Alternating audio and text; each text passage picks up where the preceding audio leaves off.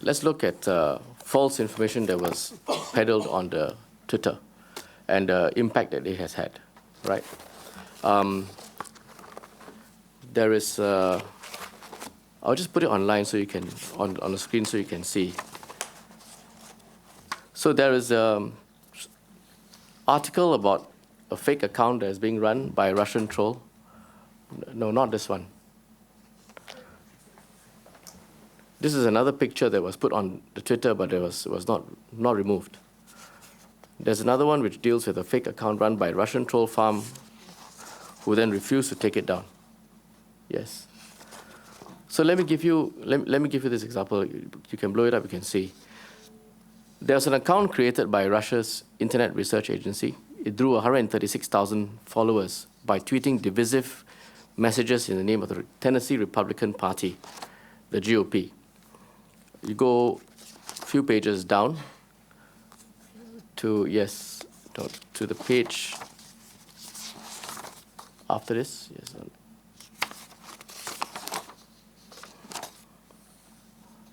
And when they'll find it, I'll read it to you.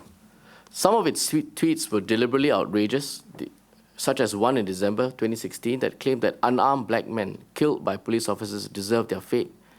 It also trafficked in deliberate fake news, claiming just before it was shut down that a photo of the Cleveland Cavaliers NBA championship parade was actually a crowd waiting to hear Donald Trump speak. This is a situation where there is a clear falsehood is being portrayed to influence a particular outcome and suggest a particular political view. That's an example of what myself and Mr. Shanmugam has spoken about, something that's deliberate, online, false. You would accept that that's something that should be taken down? I would like to point the attention to then 2 paragraphs below, which says, when they gain enough support from the far right that when it was finally shut down, commentators like Reddit's pro-Trump, the Donald Forum expressed outrage. And I feel this feeds very much into Dr. George's point about backfire and how it can be used. No, that's not the point. The point is... Yes, I agree, but because you are asking if we think it should be taken down, I think my position here is to counsel that there are certain unintended consequences that also need to be taken into account. But coming back to our original point, there's fake news, 136,000 followers on Twitter, it's proliferated.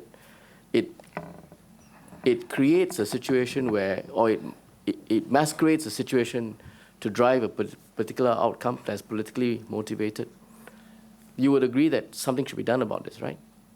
Yes, whether it's legislature or not is a different issue, yes. Yes. But don't jump the gun. That's something we will come to. I agree it's not desirable, but then again, like what Kirsten has said, I don't necessarily think it's really in the best interest to take the thing down. Some people, although you have, say, over 100,000 people sharing it, but then again, we do not know the exact nature of sharing. Like example, President Trump's tweets. You have millions of retweets or etc. But then again, a lot of them also are condemning what Trump is saying. So the hundred of thousands that... No, I'm focusing on this example where the 136,000 were false. Correct. Right, using trolls and bots. Okay. And let me show you the impact this has had. Maybe I'll show you another article on the same Twitter account, the one that is titled "Things Americans Are Shocked By in Europe."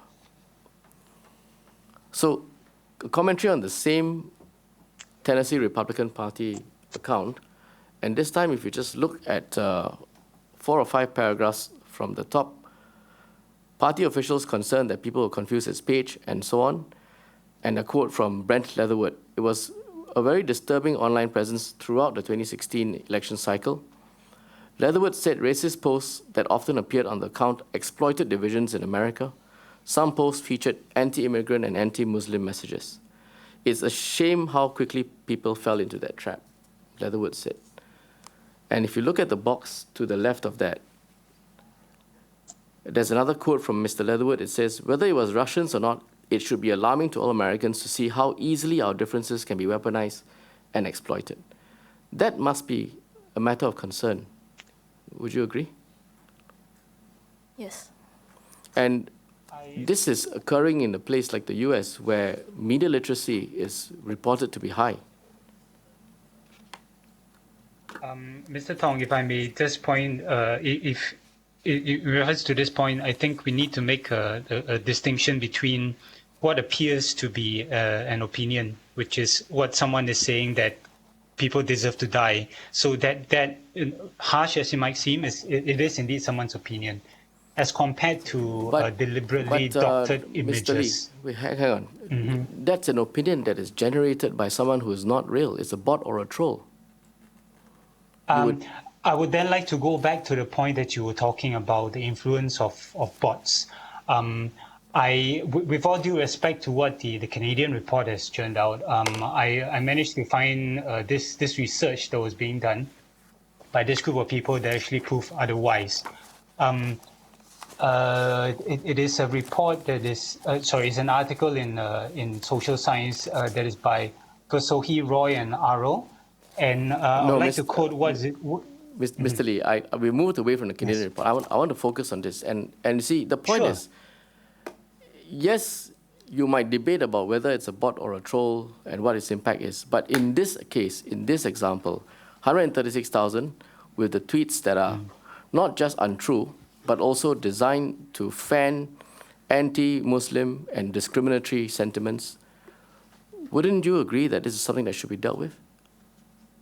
I think it should be something that should be dealt with, but not in the way of shutting it down. That would be the steps that we can take, which you mentioned many times that we can discuss later, of course. Yeah. But if you don't, at this point in time, I think that's sorry if I may. I think there's a need to point out that the common perception that having bots will basically make it go viral, that is seldom the case. This report that I'm reading, on the other hand, again, I'm no expert on this, but based on what I've read so far, it is quite telling that it is not just the bots that are propagating it, but actually human intention to propagate it that is more of an issue. Whether it is propagated by bots or other humans,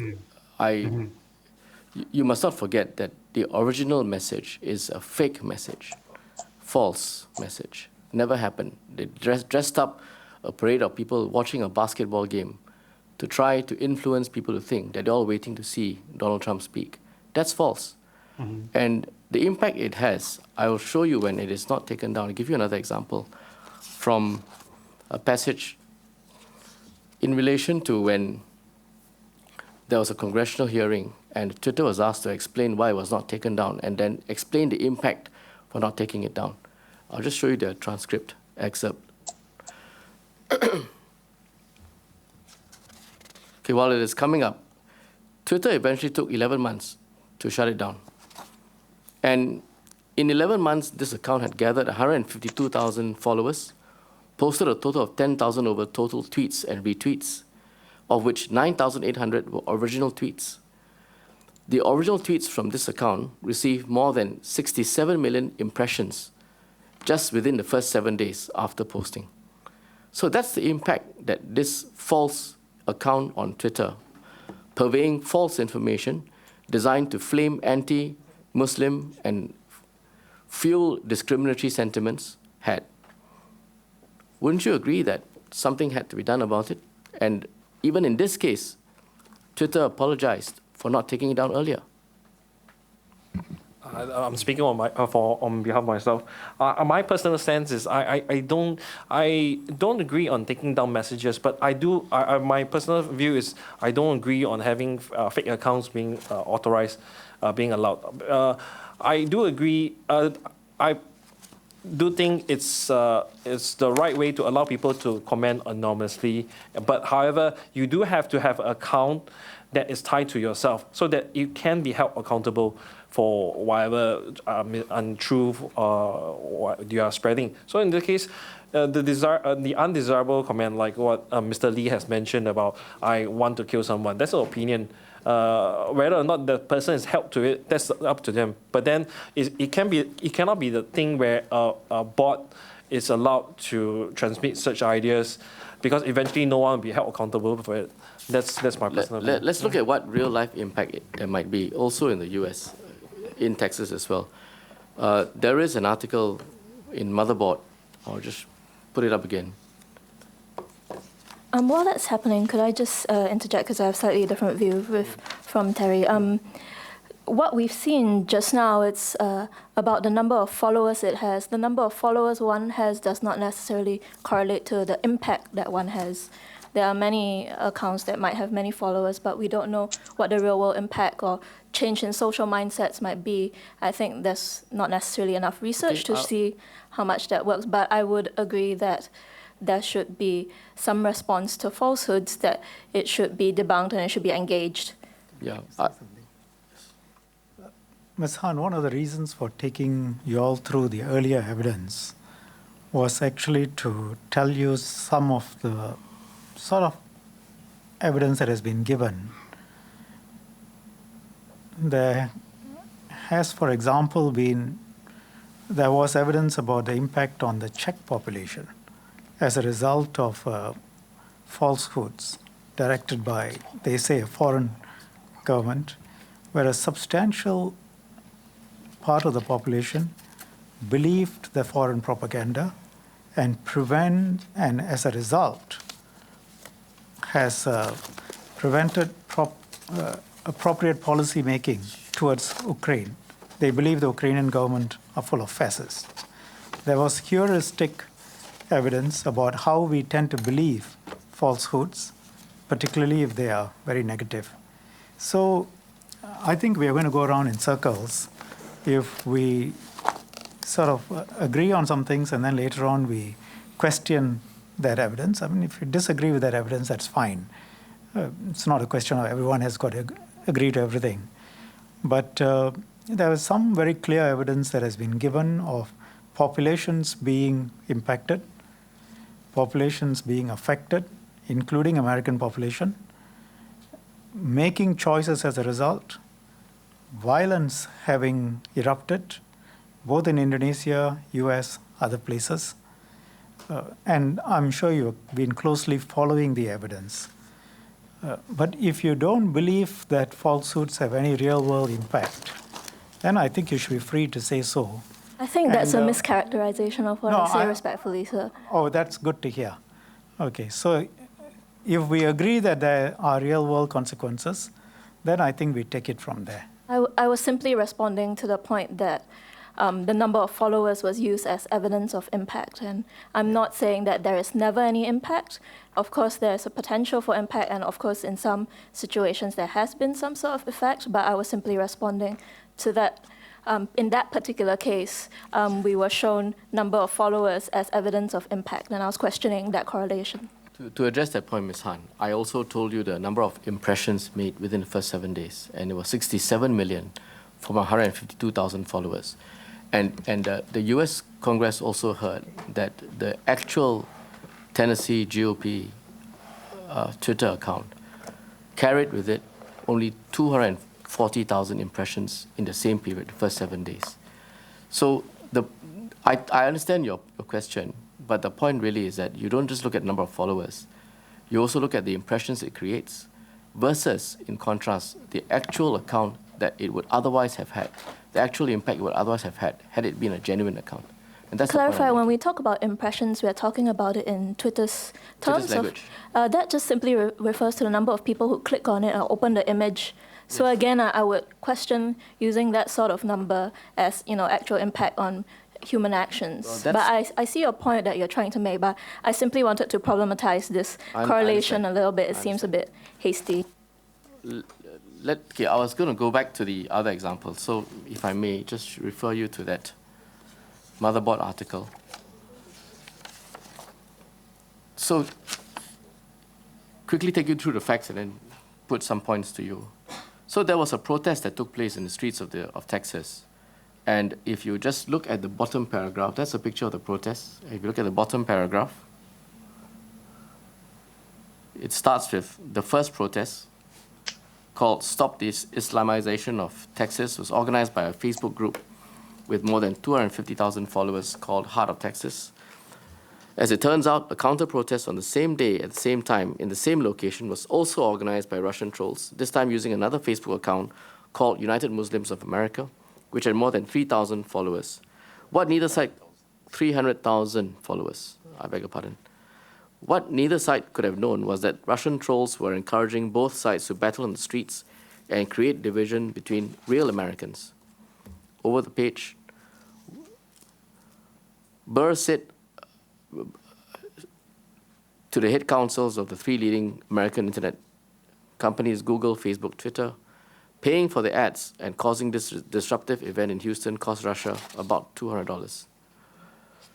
So this is another example, which to me was startling, at least, that you could use the internet, use trolls, use bots, have two sites come to the same location, create a demonstration in the US for as little as $200. And that's something that is obviously through the use of false information and also playing up on the sentiments of people who visit these sites. Would you not agree? Yes, in fact, it's certainly a falsehood. But if you look at this particular case, I'm not sure about the Twitter example you gave earlier, but this particular case was among the cases that were cited in the US government indictment of the Russian agents. So again, that was using existing laws. It was already illegal in existing law, and they used existing law to take action against these particular Russian trolls.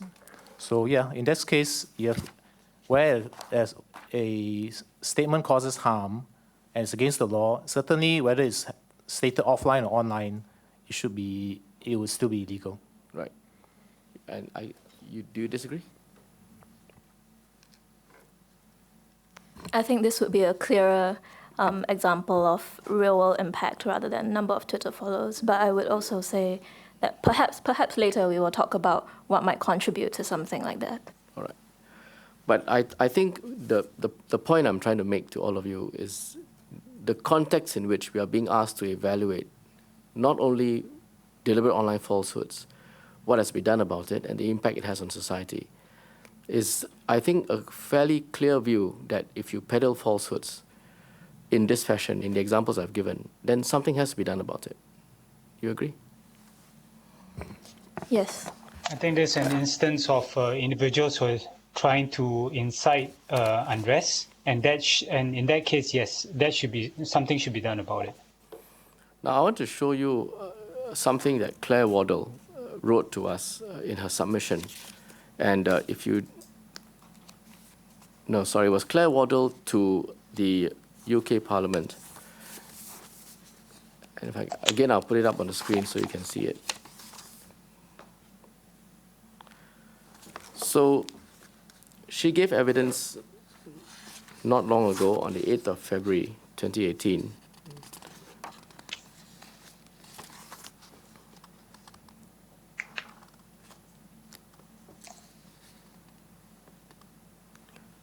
I'll read it while it gets on the screen.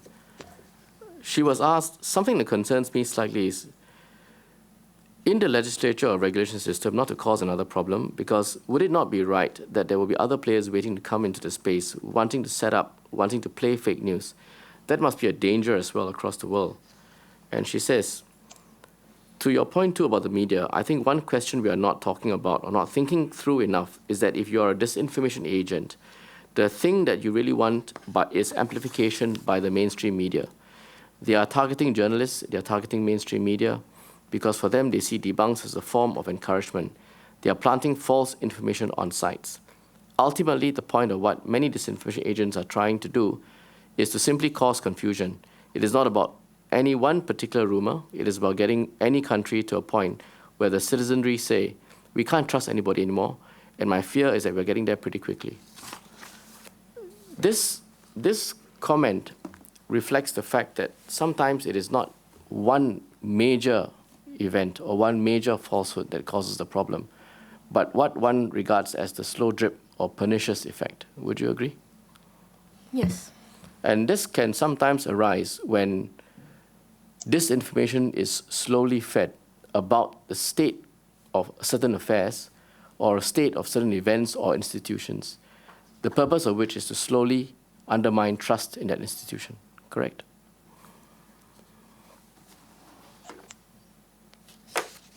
No? Go ahead. Yes, I agree. But I'm just trying to wrap this on my head, because the example mentioned, I I agree that it totally it's not desirable, but then it falls under cyber espionage, isn't it? No, leave aside how we categorize Oh, it, okay. which we'll get to. And I've also moved away from the example. That Okay, example sure. is one clear event that is a single event, single occasion when they went onto the street. But I'm now trying to pick up for what Ms. Waddle is saying in terms of the other possibility that you get a series of smaller, slower, more pernicious kind of disinformation campaigns designed ultimately to weaken an institution. That's also one of concern, would you agree? I agree. In fact, you can just drip that with together with some truth and false, so slowly gaining a trust of followers. Yes. But then again, as I said, if it's by agents from foreign country, that should be under espionage. Okay, thanks.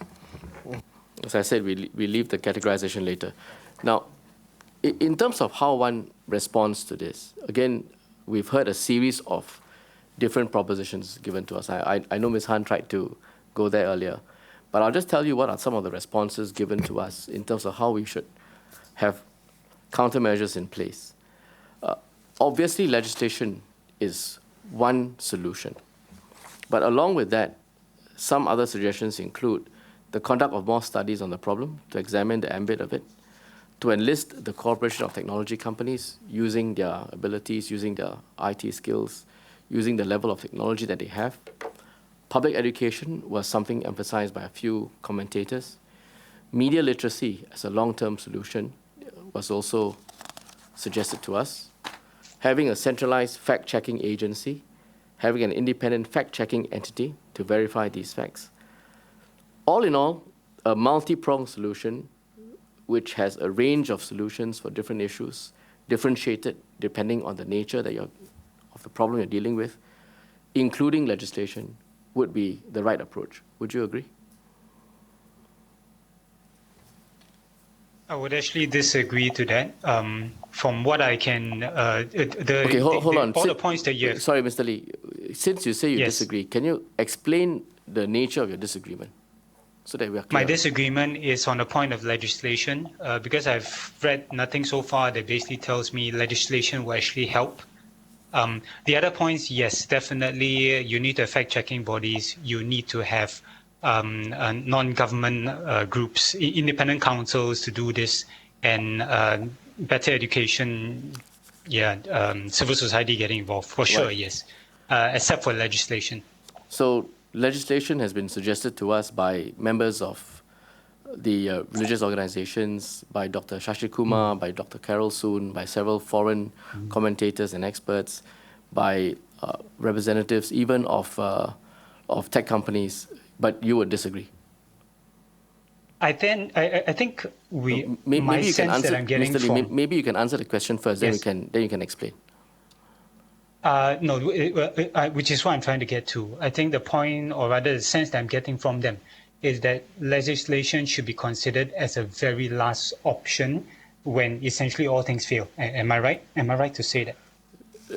No, you're not right to say that as a general characterization, but even if you do say that, you would accept that legislation is one of the items in the regime that should be available to deal with online falsehoods. Would you accept? As recommended by these various individuals, yes, it's something that they have brought up. Yes. I would differ from that. I would disagree that additional legislation to police content for deliberate online falsehoods is necessary. So you don't think any additional legislation is necessary? Yes, that's correct. And are you familiar with the evidence given by previous experts or representatives who have said otherwise? I wouldn't say I have a comprehensive view, but my personal view would be to disagree with them when they say legislation is necessary. Now, Sorry, if I may cut in, I think there's already a lot of existing legislation. I mean, that's Maruah's position has been very clear on that. So we may certainly want to apply existing legislation or modify it at the margins. But again, until we see a specific proposal, it's very hard to comment whether legislation is desirable.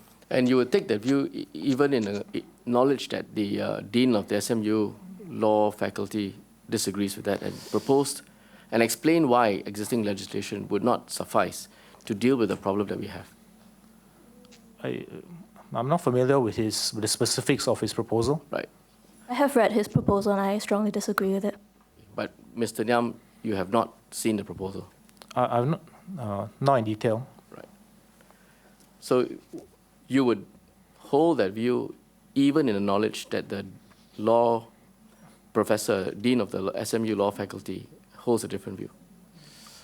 I'm not sure whether the Yes. dean is speaking from a legal, No. art of the law perspective, or whether he's speaking from public policy perspective. No, it doesn't really matter. I mean, he's speaking from a legal perspective as someone analyzing the sufficiency of the laws relevant to the issues that we're grappling with. Again, I think these the are dean it's is entitled hypothetical. to his Until we see opinion, the but, yeah. specifics, One at a time, until we see the specific proposal, it's very hard to say whether it will be justifiable. which you haven't seen. Correct. Right, thank you. Now, earlier I think we agreed that when you look at the landscape and you consider the DOFs that we have to deal with and how we should deal with it, one should have regard to the context, our local context in which we are facing and therefore addressing the problem. Correct?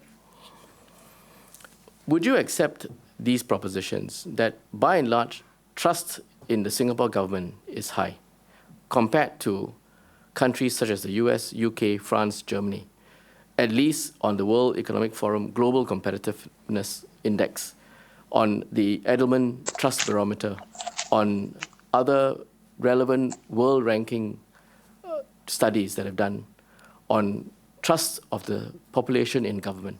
Would you accept? I think qualitatively I would accept that. However, I would caution against using the Edelman Trust Barometer specifically, considering that it ranks China and the UAE as higher trust than Singapore in terms of trust in government and media, as well as NGOs.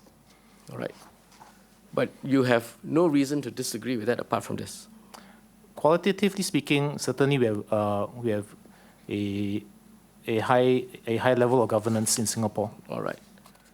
And would you also accept that in terms of trust in the judiciary, we are one of the highest in the world, if not the highest?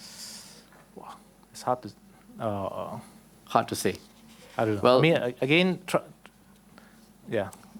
The World Economic Forum's Global Competitiveness Report ranks us as number 1, the US as number 8, the UK as number 6, France and Germany as 30th and 15th respectively. I think those surveys tend to be business-oriented. So from a commercial point of view, I'm sure we have a very efficient legal system, which will be appreciated by businesses. Well, I think if you look at the study, which I'm not sure if you've looked at, you will see that it is not based on competition in the form you've just outlined.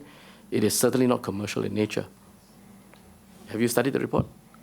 But I have not seen the report, but I'm happy to take what you've said. No, I'm just trying to understand the context. What about trust in police? Would you accept that it is, again, relative to the other countries, as well as on an absolute basis, trust in the police would be high? Again, if you relatively take the speaking, that's Gallup, probably true, if you take yes. the Gallup studies, Singapore is ranked number 1, the US at 26, and UK at 26 as well, with a score of 85, and France at 54. Mm-hmm. Any disagreement with that? No, I accept that. So, when you contrast and compare and contrast Singapore with some of these more established jurisdictions who have been dealing with online falsehoods, finding ways to tackle them, grapple with them, one has to consider the context in which we are looking at the problem and maybe proposing solutions and countermeasures. One cannot throw out the baby with the bathwater by saying that we've got to reconstruct everything. We will have to retain and look at what has worked for us. Would you agree? Yes. yeah, No obviously, disagreement, yes, right? we should be. Yes.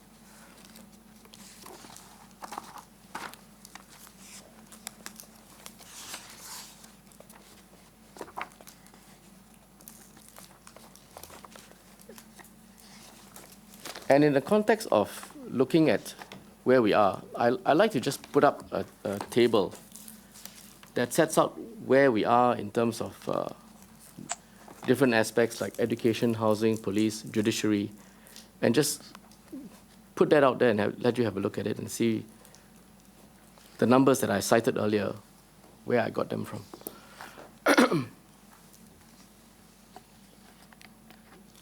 Do we have this table? The one with Singapore in the middle and the boxes at the side.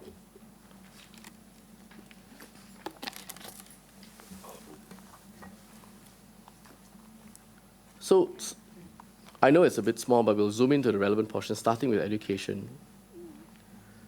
Look at our rankings over there. First out of 72 countries in OECD, NTU and NUS have progressively gone up in ranking. They are now 11th and 15th. Literacy rate is high. If you look at the police, Gallup has ranked Singapore police top out of 135 countries. Likewise, the other two studies. Life expectancy, second longest healthy life expectancy at birth in the world. Government and media, we've gone through those numbers which you've seen. Housing, Singapore has one of the highest home ownership rates in the world at 90%. Mercer ranks Singapore first out of 231 countries for city infrastructure. On the right, quality of life, UN Development Programme ranks Singapore as 5th in the world in Human Development Index. Mercer ranks Singapore top city in Asia Pacific. Economic Intelligence Unit ranks Singapore as the 6th best country. Just go down to healthcare. Bloomberg ranks Singapore as 4th in the world. Second bullet point, second most efficient healthcare system. And a 2016 study published by The Lancet, which is a leading medical journal, scored 188 countries on health goals set by UN, and Singapore held the top spot. On the judiciary, you've seen those numbers, the box in green. And on rule of law, Singapore is ranked 96th percentile. Heritage Foundation Index, economic freedom ranks Singapore second out of 180 countries. Quality of governance, PERC ranked Singapore first among 16 countries. Transparency International ranked Singapore 6th out of 180. And the World Economic Forum I showed you earlier. Would you accept that one has to consider our climate in the context of these indicators around Singapore and about Singapore? Yes. Yes, thank you.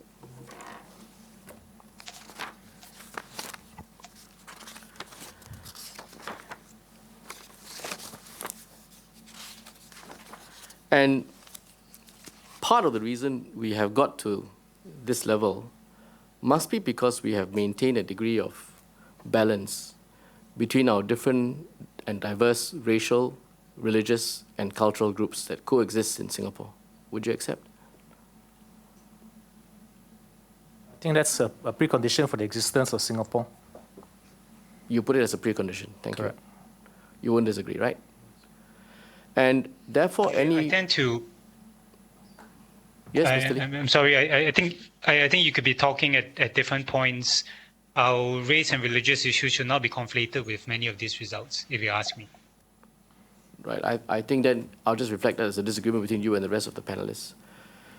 Would you also accept that there is then a need to take this into account as we decide how to deal with online falsehoods and what measures to take, particularly since studies have shown, and I think our representatives have told us, that purveyors of DOFs online tend to exploit racial and religious lines to achieve their ends. So one has to strike that balance and be very mindful of it. Would you agree? Yes, and that's what we need to discuss today. Thank you. Now I want to come to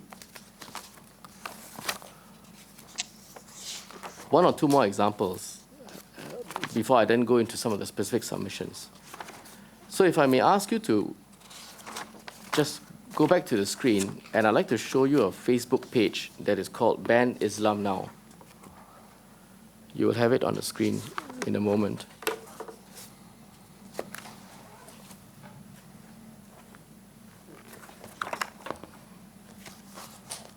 Have any of you seen this before or come across it? So this is a page on Facebook, and just quickly reading this posting. As we summarize the Quran's commands to kill gays, stone women who have sex, coerce child brides, kidnap and rape non-Muslim women, general calls for the genocide of deviants, dissidents and unbelievers, and a strict law to murder anyone who leaves this cult, we learn something important. One cannot favor both human rights and Islam. BanIslamNow.com. Would you accept that while this is obviously a statement of opinion or a statement of a view of this website, it is not something that we should tolerate in Singapore? I think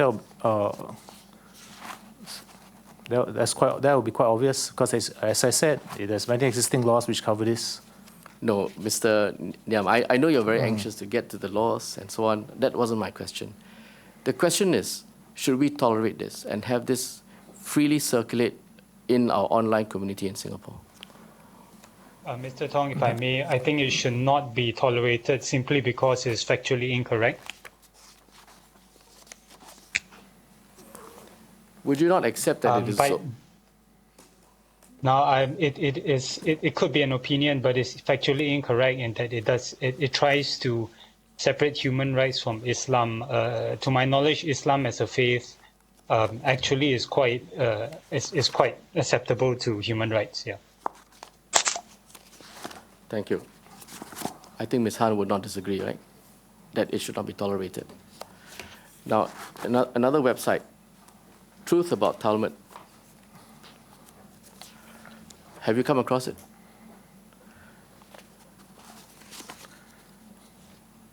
I'll put it on so that you can see it. There's one which has the headline, "Non-Jews exist to serve Jews." Okay, this is another one.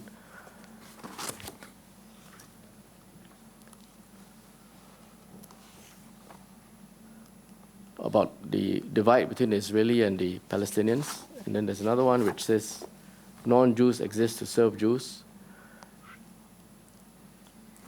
Again, would you accept that these comments have no place in the online world? I mean, leaving aside true or false, these are opinions that touch on crucial issues of race, religion, and multicultural harmony. Accept? I would say that they should be addressed. I wouldn't necessarily phrase it as no place in the online world because that sounds a little bit like censorship. But I would agree that they would have to be addressed. Well, I guess we get to then what should be addressed about it. And maybe it's opportune to look at what Facebook then said about it and deal with it.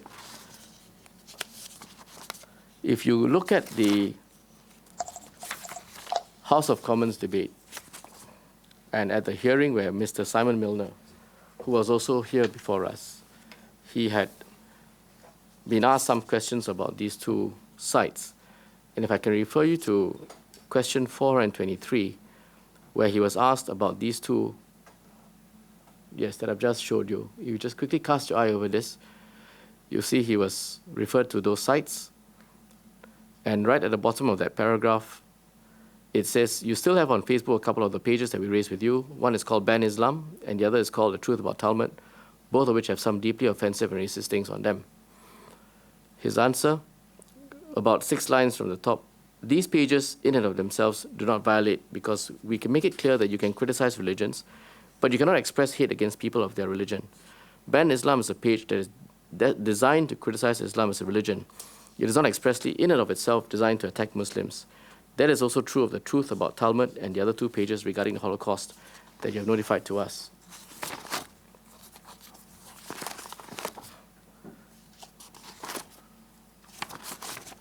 This would reflect the tech companies, in this case Facebook's, policy approach to when they would remove or not remove online content, right? Would you say that this is something that should be determined by the tech companies themselves? Or should we find a way to self-regulate and decide for ourselves what values we want in our society and what kind of information should be available online? I think this is a very complex issue, and I would be wary of trusting one source of deciding what should be regulated and what should be allowed or not, be it Facebook or any other party. Can I just address Ms. Han's point? I think there's a difference between the rules governing the regulation, which is what Mr. Milner is explaining, and a sense of what we say is a reflection of society's feelings as to what is right or wrong. Those are different things. Would you agree? Yes, but the key is really how do we actually get an accurate reflection of what society thinks, and who has the power to determine what society thinks on society's behalf. Yes, I can go by these examples, which is why I put it to you, to get a sense of what you, as people who write content, publish, edit content, and put it online, what you think. And I think the consensus was that, say for, I think, Mr. Lee, you would not tolerate this, using the language loosely. So would you accept that that's something that should be delegated to what the tech companies decide entirely? Or would you feel that as a society, we ourselves, the state, should have a role to play in that? I think there is a difference here between when I said it should be addressed and this question about whether Facebook took it down, because when I said it should be addressed, I did not actually mean that it should be taken down. I definitely do think that it should be responded to, that it should be rebutted, and it should be debunked. But I think there's a difference between saying I feel it should be addressed and that Facebook or a government or some other organization should be able to decide that it's something that needs to be. And you would accept that, therefore, the tools necessary to address it, be it removing it, debunking it, issuing a post that corrects it, should be available? I think that is what we're here to discuss today, yes. No, would you agree that those tools must then therefore be available? I would agree that there should be tools to address it and respond to it, but I do not necessarily agree that it should be taken down. But it will be situational depending on which post, what it says, and post to post. A question of degree. I would generally, as a Sorry, rule, can I- highly counsel against takedowns because of issues that perhaps you might want to discuss later, but I would point to questions, again, of backfire effectiveness, and I would highly recommend that we look at non-legal measures. But for you to have the range of options that you have to debunk it and so on, would you not need tools to deal with that as well? I mean, your idea of debunking it might, in one case, be to issue a clarification or to require these companies who host these platforms to carry a clarification. But would you not need tools to allow you to do that as well? Of course, there should be tools to debunk it. My specific point was to counsel against resorting to takedowns and censorship. No, I know. What you're saying is that it's not necessarily just take down or should be take down. But my point is the broader one, that whatever option you decide is appropriate for this remedy, to deal with this online falsehood or to deal with these comments which are not religiously or racially harmonious, one must have the ability to do it in the first place. I don't really follow this question because surely if it's on Facebook, we do have the ability to respond to it either through our own Facebook pages, commenting on that page. If you feel that the best approach in this case is to have Facebook themselves on this site, same site where one would land when you see the ban of Islam or ban Islam, to carry the same clarification at the same location, you would need to make sure that you are able to tell Facebook to do it, and they must then do it. Would you agree? Yes.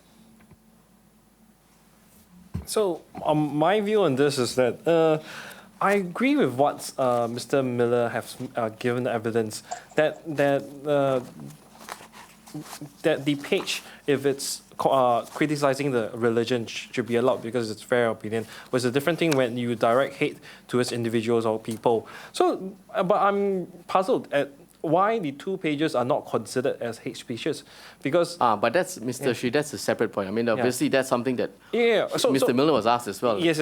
So my view is that the Facebook should have taken down the two pages, and then they should be felt accountable to the policy that they have set out. So obviously the question is, would the government compel them to follow to what they have said? But that's the point, isn't it? I mean, in exploring a range of options available, and I appreciate entirely Ms. Han's viewpoint that one doesn't necessarily resort to takedowns.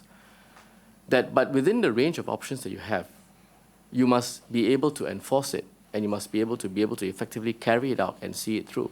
There's no point saying that, yes, the right approach is to debunk it and to deal with it, but we don't have the tools to do so. Stands to reason, right? Well, I cannot answer on behalf of Facebook, but as content providers, as in the platform owner, they would have to actually set out what's their stance on such matter. Because I know, but in this case, leaving aside Facebook's own position. My view is that the two pages should have taken down based on their policy. Yes, and if they're not, then they have to be questioned on why is it not considered as hate speeches. and should there then be repercussions. remedies is it? available to do so? I can't answer for them. No, what's your view? My view is that there should be a mutual understanding between the government and the company on what is the expectation of the company as a platform, and And if providing there's- such so-called means of communication, right, and to be responsible in hosting the And content. if there's no such mutual understanding, then should there be remedies? Should there be remedies? Well, again, my view is it. Of course, your view. If really in terms of this type of content, I would say yes, there should be some way in which the government can compel them to actually take down the content, because it is. In our national context, it is illegal, it is inflammatory. So it's in the national security, the harmless kind of context, we should All right. allow that. Yeah. Thank you. I want to show you one other example, and this time it's on YouTube. And Sorry, it's, for my interject on this, I think the question is whether the responsibility is the duty, or rather, if we want to have tools against it, do we want to use the tools against the internet, say Facebook or the network, or against the person who actually produced it? Yeah, but that's a question of how we apply the remedies, right? In some cases, it'll be appropriate to go after the content provider, and in some cases, the host. So, but no, we're not there. I'm just looking at the content as being of this nature, and I think I understand Mr. Shi's point. Thank you. Now, I want to show you another example, just another one or two more on YouTube. And this is a picture of Dr. David Duke with a caption. And the caption says, Jews admit organizing white genocide.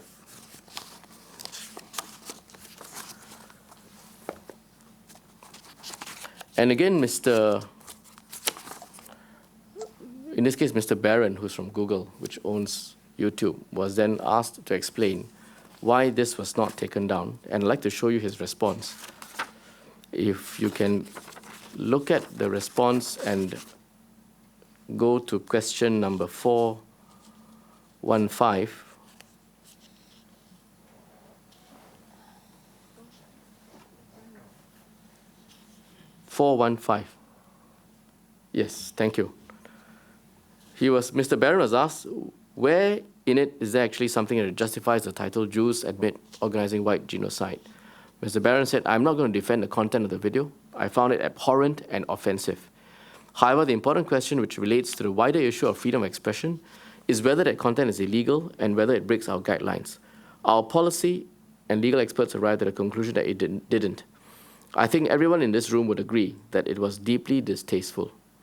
Question, but your own guidelines say that it is not acceptable to post malicious, hateful comments about a group of people solely based on their race or religion or so on.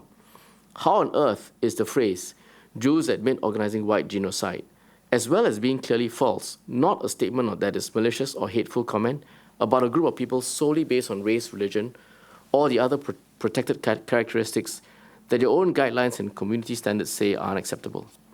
Mr. Barron then says, conclusion in this case is that it didn't break our policy guidelines. Would you, Mr. Shih, put this YouTube posting in the same category as the earlier two Facebook postings as well?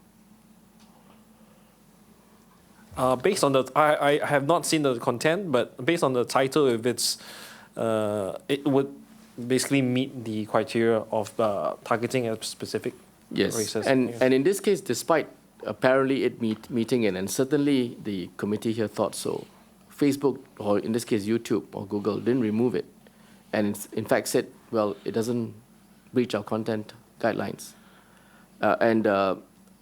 The UK legislators were powerless to force them to do so.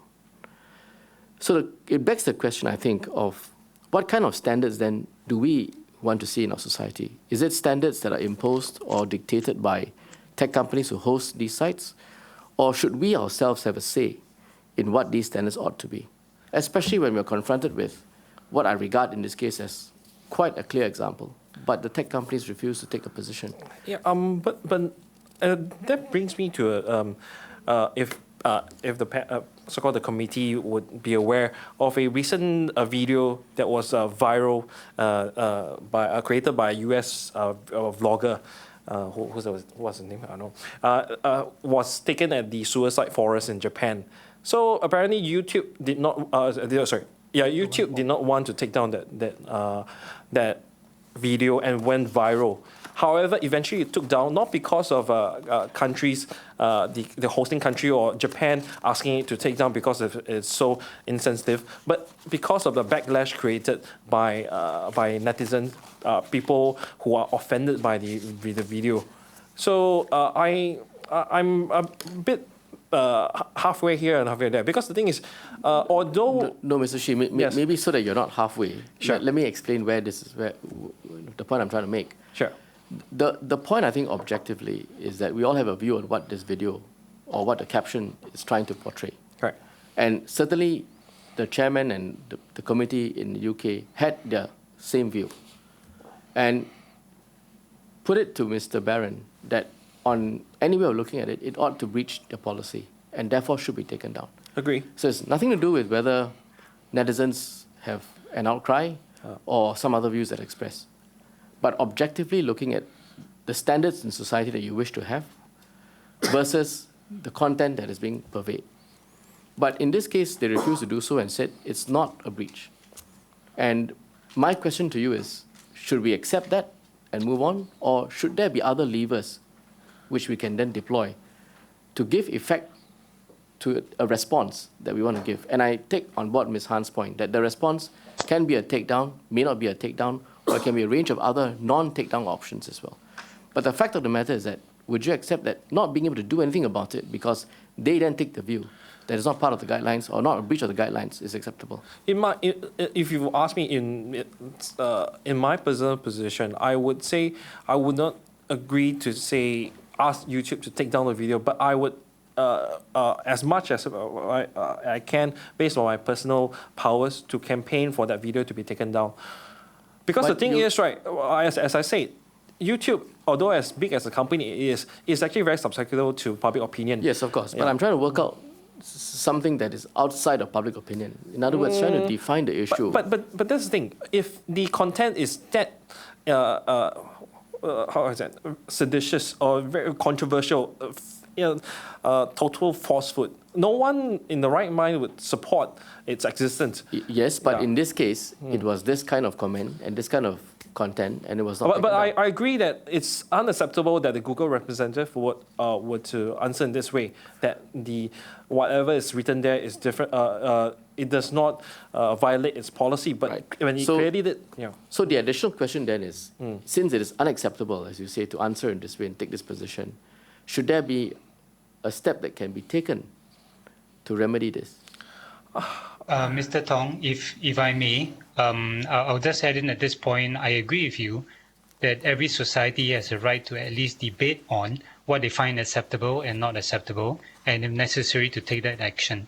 But by that society, I think we also need to consider that a lot of these social media platforms, including YouTube and Facebook and Twitter, actually constitute their own society, which is a fairly global population.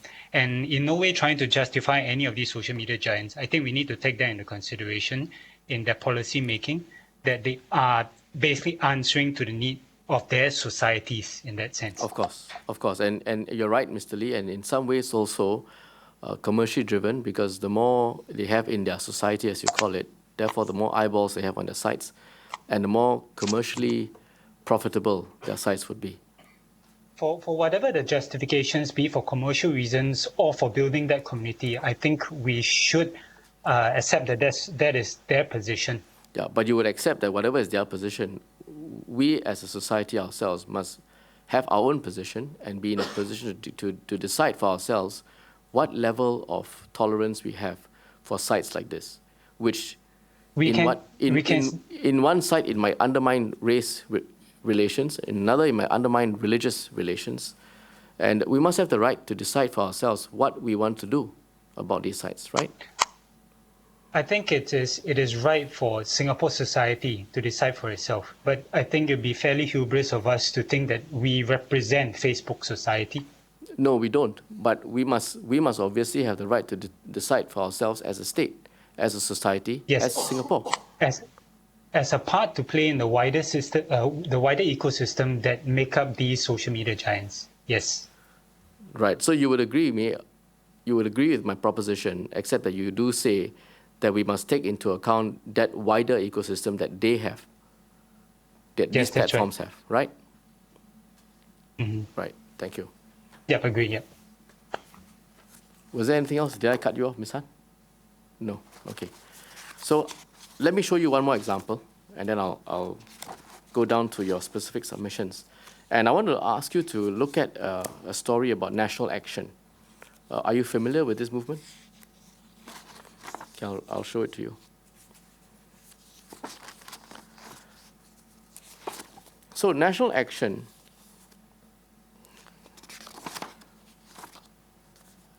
is, if you just read the byline over there, a neo-Nazi organization accused of being more radical than the BNPs. And so if you just quickly cast your eye down this article, Alex Davis has described the national action as like the BNP but more radical. The group openly idolizes Adolf Hitler, advocates ethnic cleansing, and has voiced support for Thomas Mayer, the far-right terrorist who murdered Labour MP Joe Cox. And if you go over the page, what is national action? It is this short description of it. It's a neo-Nazi group established in 2013. Is national action linked to violence? It has posted comments online such as, "Our thoughts go out to Thomas Mayer," and only 649 MPs to go in relation to Joe Cox's unfortunate death. Over the page, although national action has targeted Muslims, it is chiefly anti-Semitic, propagating Jewish conspiracy theories while fostering a deep obsession with violence. Now, YouTube has been hosting sites associated with national action, and that has prompted the Home Affairs Committee from the UK to clarify with YouTube why that wasn't removed. And I'll just quickly ask you to look over the next few exchanges which define the problem. So there is a letter of 7 March 2018 from the committee chair to Google. And in the opening paragraphs, it seeks to ask for an immediate explanation as to why YouTube is continuing to host and promote through your search engines propaganda from the proscribed far-right extremist organization National Action. Proscribed is something which refers to the fact that it has been outlawed or made illegal, despite repeated promises to do so. Despite promises that this video will be removed, it is still on YouTube. It shows either hopeless incompetence or a shameful abdication of responsibility. A few days later, this was still not removed, and the representative from Google was then summoned before the committee. And I'll ask you to look at the transcripts of 13th of March 2018, which is just about 2 weeks ago.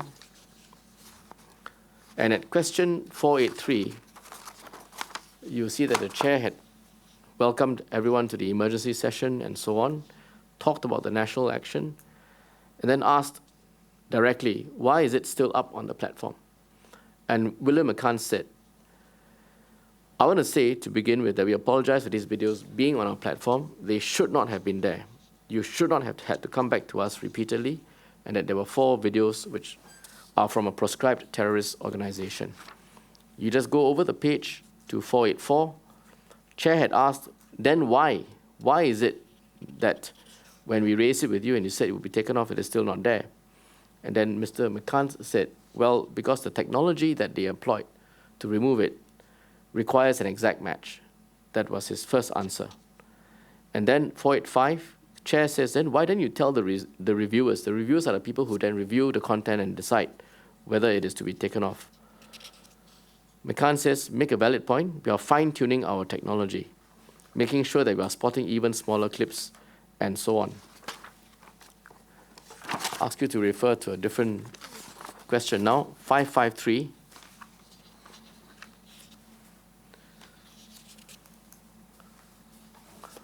At 553, the same Mr. McCann is asked, why has it taken so long? And then it's put to him, it's really disturbing, but not only for this committee, but for anybody watching, that it has taken the committee so many occasions to try to take a singular video down. 554, where are the reviewers based? They are all over the world. These particular reviewers that made the call, I believe one was in Europe, 2 and 3 individuals were involved. I'm not sure where they are based. Chair says, you do not even know where these 4 individuals are based. Answer, no, I do not. Question 555, we have a large team of reviewers based in Ireland, which is not in the UK. 558, Chair says, 6 days on from raising this and sending you the letter on behalf of the committee, you still do not even know where the individuals involved were based or whether they were YouTube employees or contracted, or whether they were contracted out. How many of the people who make these decisions are not YouTube employees? Answer, generally, I do not know a number. And this vein goes on for a while. Now, I picked this to illustrate a point that even in a situation where, unlike the other examples, where in this case Google says, yes, it doesn't comport with my policy, it should be taken down. There are apparently technical difficulties in taking it down. So again, my question to you and my point to you is, should there be some remedy at the end of the day? If takedown is the right approach, then to require the takedown. If some other way of debunking it, in your words, Ms. Han, is required, then to require them to do that, as opposed to having legislators spend some time chasing their tail, in this case, over a video that is obviously offensive, that promotes the killing of the local MP, and but for one reason or another, for a protracted period of time, Google just can't seem to be able to do it or seem to have the gumption to go and do it. Would you agree? I think perhaps, could I just seek some clarification? So I certainly don't dispute that all these major tech companies are facing massive tech and personnel and probably process issues with how they regulate the content that shows up on their platforms. And definitely there have been long-standing criticisms about community standards of Facebook, Twitter, Google. But to just seek clarification, because these specific examples that we've looked at are examples of locals basically perpetuating abhorrent views targeted at their own community. So if this were to happen in Singapore in such an example, we would already have Sedition Act and all these other laws to do that. So for example, when YouTube said our question was whether it breached guidelines or whether it's illegal, in a Singaporean context, it would be illegal already.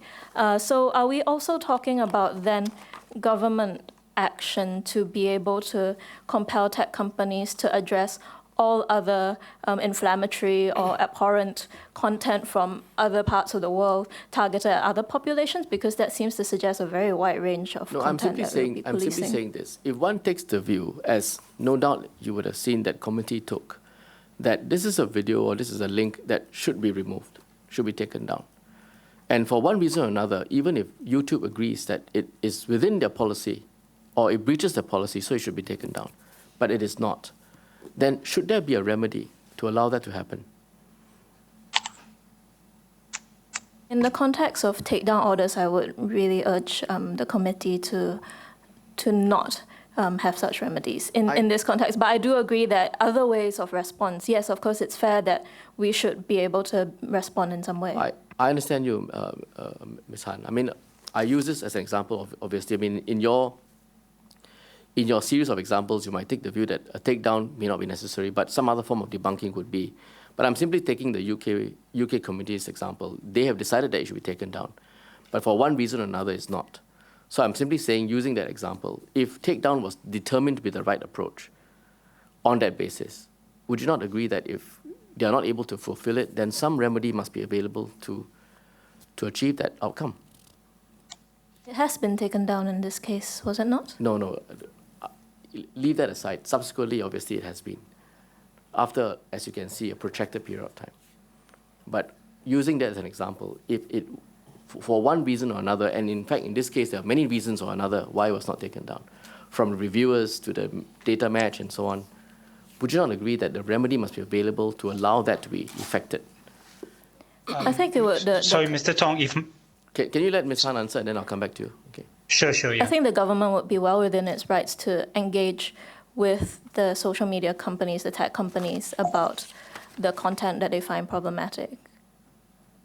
I would just counsel against passing anything that would allow the government to become an arbiter of what should be and should not be allowed. Yes, Mr. Lee. Mr. Tong, you did mention that it was eventually taken down. So it would appear that you're in this case, the UK Parliament's wish has been fulfilled. So why would this still be an issue unless you're talking about taking it down immediately? Is that what I get the sense you're trying Obviously, to say? the UK committee felt that it should have been taken down much earlier. So I'm using that as Sure. the landscape. And I think also to Right. address Ms. Han's point, if it is not done in a way that you feel is the right remedy, and I hasten to add, it depends on the situation, and I take your point that it may be a debunking that's necessary, or like in this example, the committee thought a takedown was necessary. But if it is not done, whichever is the chosen form of response, then should there be the right to insist and then eventually compel that remedy? That's my question. I see what you mean, I- but the reason I counsel against legislation that will allow that sort of compelling is because there are many other effects of such legislation. Yes, and but- so I agree that it is not an ideal scenario, and it is, it will be frustrating to some, but I would say that the local government would be well within their rights to continually engage with these tech companies and flag how they believe that it's a breach of the community standards, that it's a highly problematic content. But that's why I would say I would not agree that there should be a measure that will allow the government to compel, for instance, removal. But in this case, they agree that it should be removed. It's not as if they don't, but it's not done.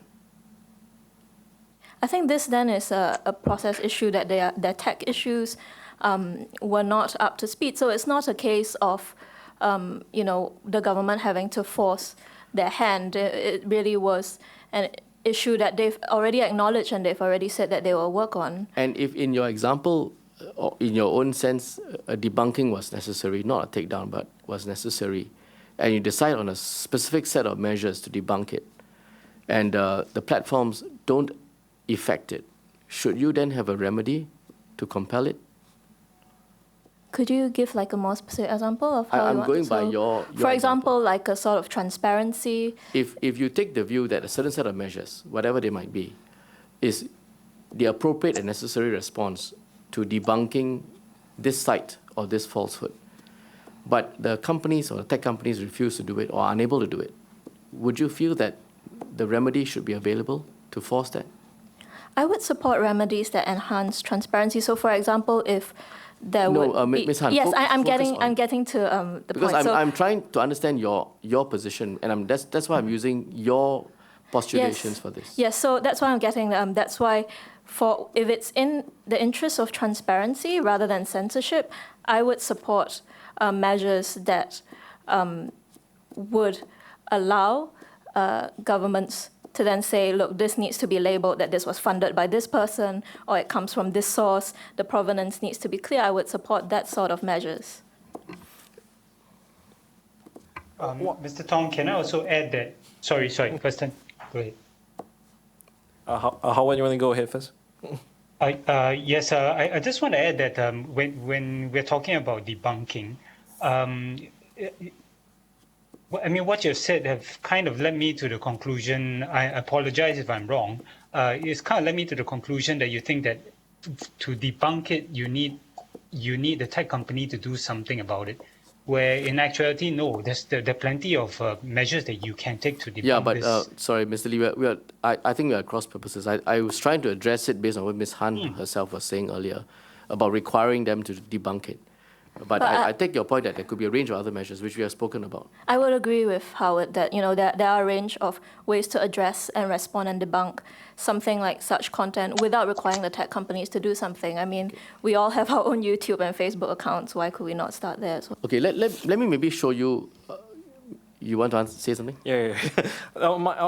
See, the thing is, right, in this case, Google, YouTube itself acknowledged that it violates the policy, and then because of the reviewers not unable to take a look at the video or whatever reason is unable to take down. So the thing is, it's not about the take down issue, because by their own they should have taken down the video, but they did not. But they didn't. Yeah. So the thing is, it's not about compelling them to take down, but the thing is, how are they compelled to hasten the whole process? So again, my own personal view, there should be. But the thing is, because Facebook is an international company, it's not like a local company where you can compel. Because if it's a local company, I would say, legislation speaking, you will have, say, if they are unable to comply with this at the time, do you find them on a daily basis? Yeah. Mr. Shih, don't for the moment, okay, Yes. don't conflate what we say should be done with how it should be done. Sure. Okay, that can always be Sure. a process that we engage on later on. Yeah. But I think I'm just focused on what we say should be done. And maybe the best way of looking at this is just to show you another example of what was put on Twitter. Okay, can we put up the picture of on Twitter that was not taken down? Yeah, so we saw this earlier. It's a graphic image, and it's obviously one which is designed to fuel and fan discriminatory sentiments. There's a white Caucasian lady giving birth with immigrant men around her, killing the baby as well. It's a very graphic image, and it came up in the UK Parliament too. And Twitter was asked why this was not taken down, and they said this is not against our policy. Now, as content providers, for each of you, would you agree that this is something that should be removed?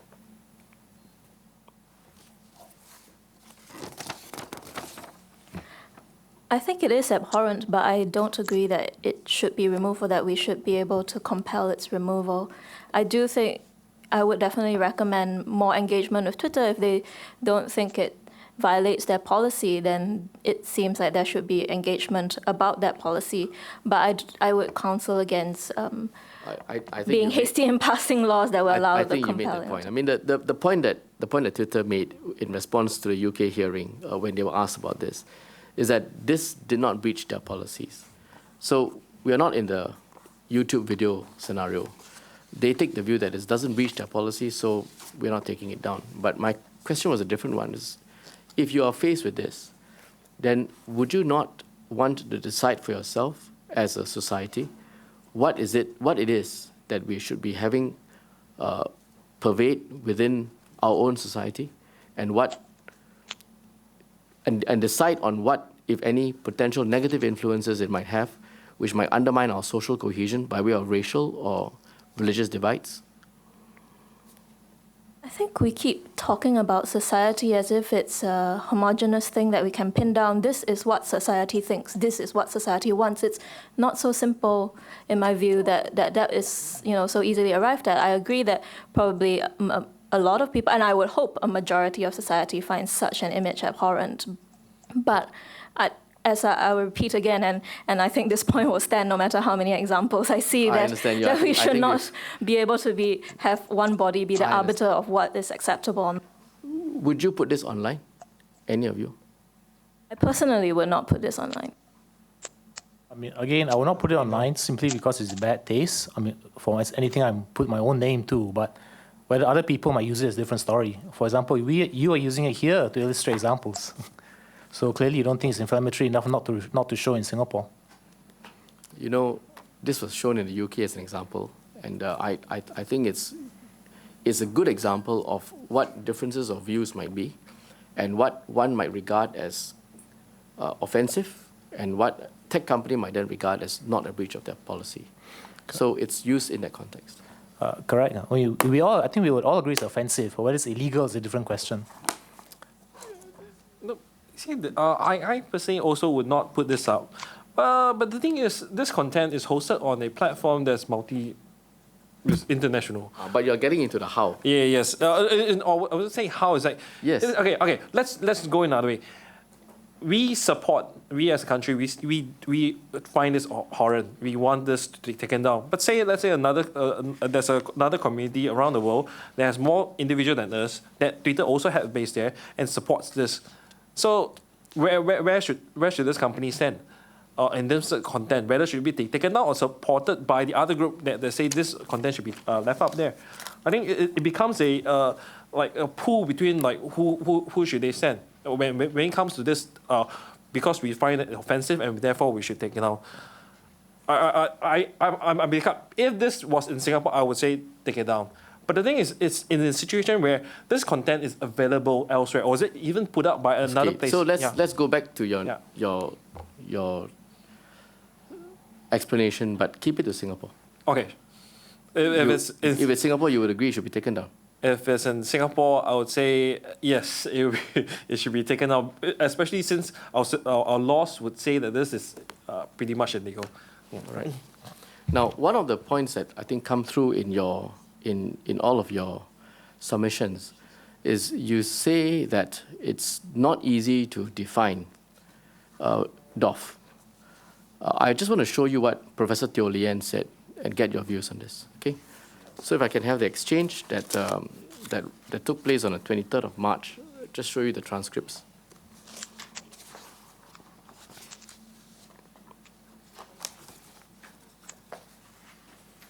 Okay, and go to page 53 of that transcript.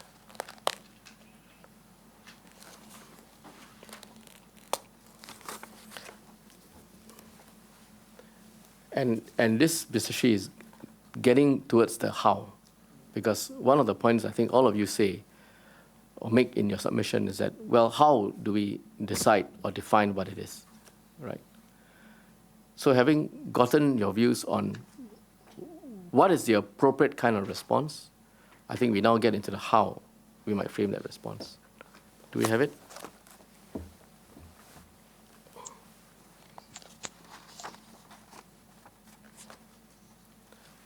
Yes.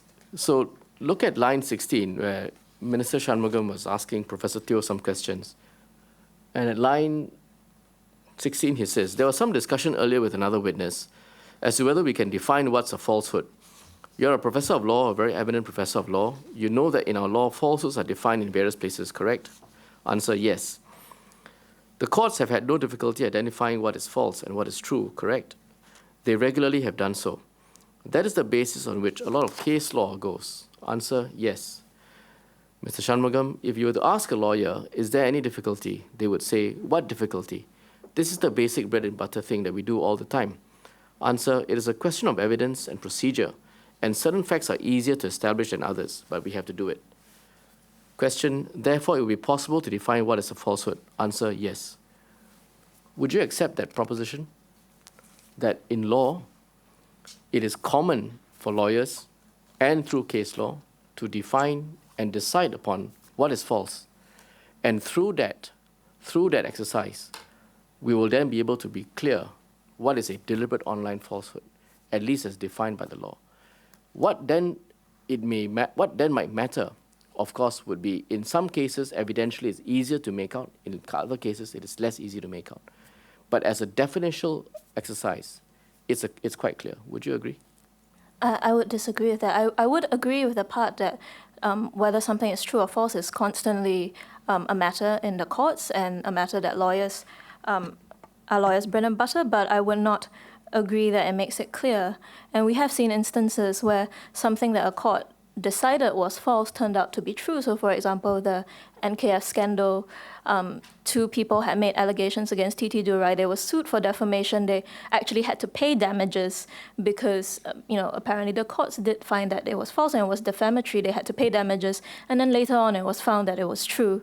And so I would agree that, it's constantly a thing that's before the courts, but it doesn't necessarily make it clear. And that would be why in my submission I say it's a real concern, because if this lack of clarity then goes into actual legislation, which then the courts will rely on, then it perpetuates the problem over and over. But if we agree that a falsehood, and one that is deliberate and that's online, is something that we want to guard against, is something that has the potential to undermine national security interests, drives a wedge between person to person, undermines social cohesion. Don't you think that something has to be done about it? Because the flip side of what you're saying is that we don't do anything about it, which can't be what you're saying. That's not what I'm saying. Of course, something should be done about it. But what I am saying is that we have sufficient legislation already to deal with it, and we should not have any more legislation. And so I would advise that when something is done about it, we look at non-legal measures such as the media literacy, the public building public trust, the transparency that other individuals who have given evidence have already stated. But what then?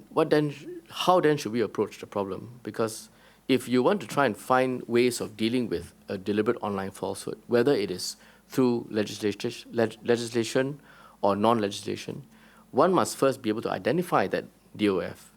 And that then comes back to the question of how you define it, isn't it? I think the definition becomes a major problem when we are talking about legislation. When it's about not otherwise? media literacy, about engagement, you don't need such a set in stone thing, because it's not about who's going to be charged in court. And it becomes a bigger conversation of debunking of different opinions, of actually managing conflict and negotiating conflict, allowing people to make up their own minds, to be able to recognize what they see, and educating people. So the definition that I'm really concerned about is what might end up going into legislation that would have an impact. But earlier on, we looked at different gradations between truth and falsehood. That might be the case for something that is closer to one end or the other. But when it is a falsehood, surely if the law professor says it can be defined, we do need the definition in order to know when it appears and when it then needs to be acted upon.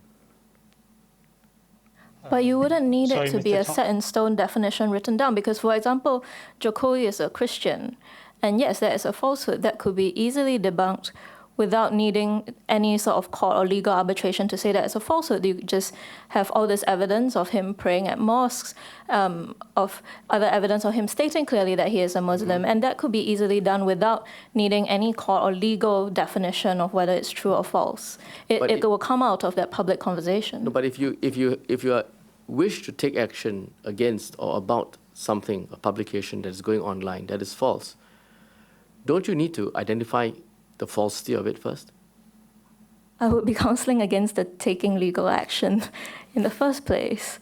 For the debunking, I would say that it would be, as Howard has said, you don't always need legal action to deal with that. Okay, so I think your position is, despite the relative ease with which one can define falsity as explained by the law professor, your view is that one should not be defining it. Instead, one should be using non-legal, non-legislative means, or I would say regimes or methods which are more in the vein of education, countering, and media literacy efforts, as opposed to legislative.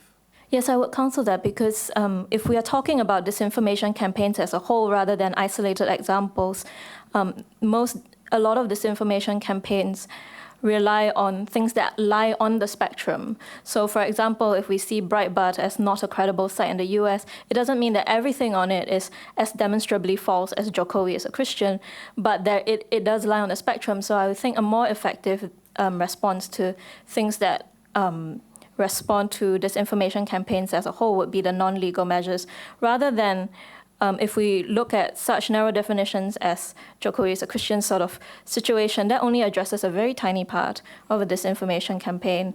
And also then it would have the issues with backfire, the issues of eroding public trust, actually. That's a danger that I feel we should be definitely aware of, that legislation that would criminalize things that we consider to be falsehoods, or that the government considers to be a falsehood, might lead to the erosion of public trust, because people might use it, as Dr. George said, in the backfire, to claim oppression, or it might, instead of debunking the claim, make people feel like, oh, you're removing it because you're hiding something. It might end up fueling conspiracy theories, and that might actually erode trust in public institutions. And just now we looked at that table about how well Singapore is doing, and I think that puts us in a very good position to actually look at non-legal measures and more long-term measures, because there is good trust in institutions, there is high education, there is high connectivity,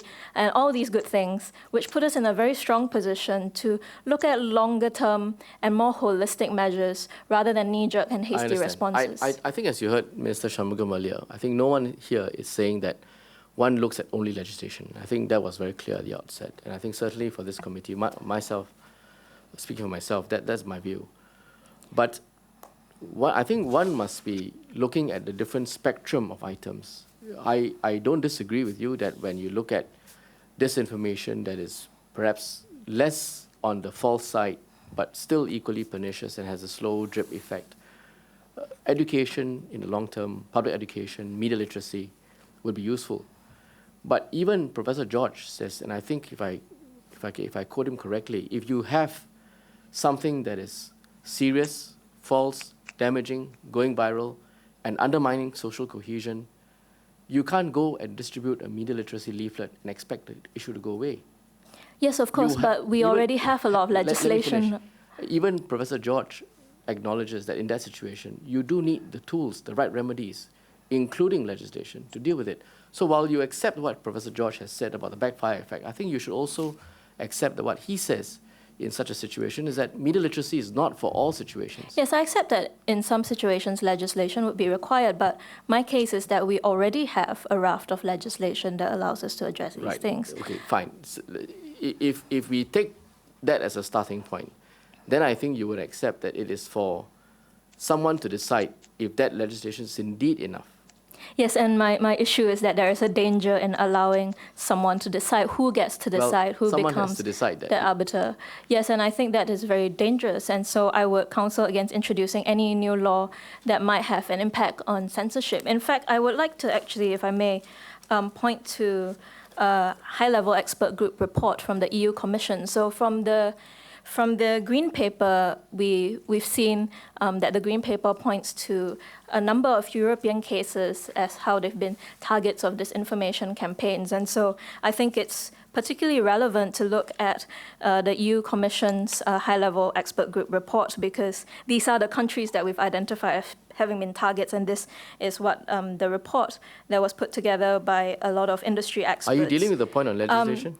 Yes, and so these experts say... wait, Ms. Han, can you tell us whether you're dealing with the point on legislation? Yes, I am, yes. And so in this case, they would counsel against things that would include censorship and online surveillance, which would come under legislation, and other misguided responses that can backfire substantially and that can be used by purveyors of disinformation in an us versus them narrative that can delegitimize responses against disinformation and be counterproductive in the short and long run. Attention should also be paid to lack of transparency and to privatization of censorship by delegation to specific bodies, entities, or private companies. And in this expert report, they highlighted that this is a particularly bad practice that actually might be counterproductive, which is in line with why I would counsel that we do not introduce any more news legislation. I understand, but I do go back to what Professor George himself also said, and I think you would agree, as I thought I heard you say, that you can't use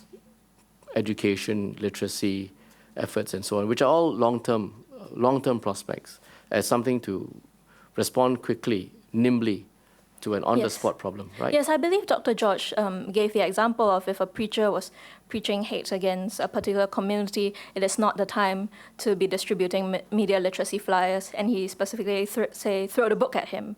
And I would agree with that, and my point is that we already have many books to throw at him. We don't need any more new books. Well, the question is whether there should be more books or less books or the same books. I think is a question that will be taken up.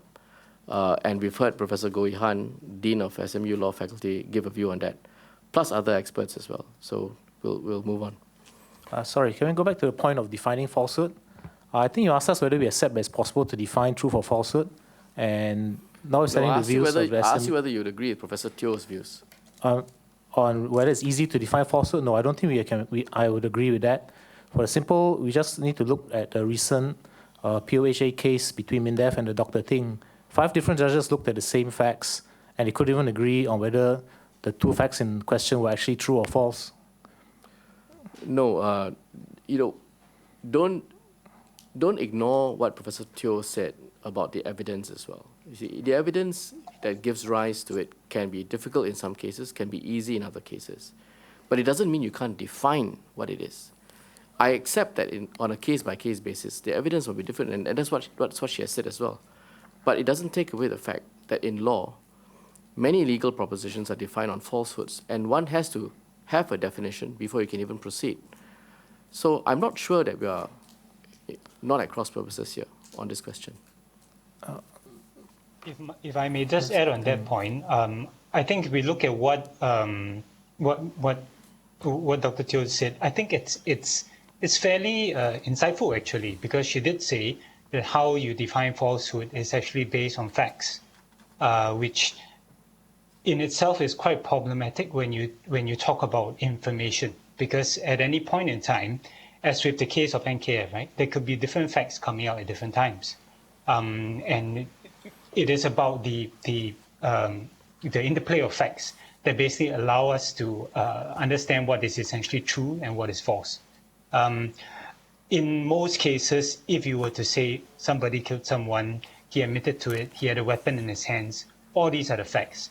But can we actually safely say the same thing for information? I think that's something that I'm personally not too certain about. Well, I would just say this, Mr. Lee, there are obviously versions of facts that have to be found. That's what the judge does all the time, based on evidence. And once that is done, one then looks at the definition of what is false and applies that. And I think what Professor Teo is saying, that definition, that attempt to define what is a falsehood, is not difficult, right? Now, I want to move on to some of the points in your specific submissions, starting with Mr. Shih.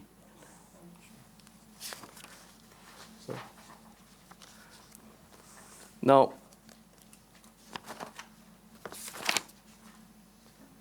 you have referred to at your page numbers are not there, and neither is there a paragraph number. So if you can just go to page 2,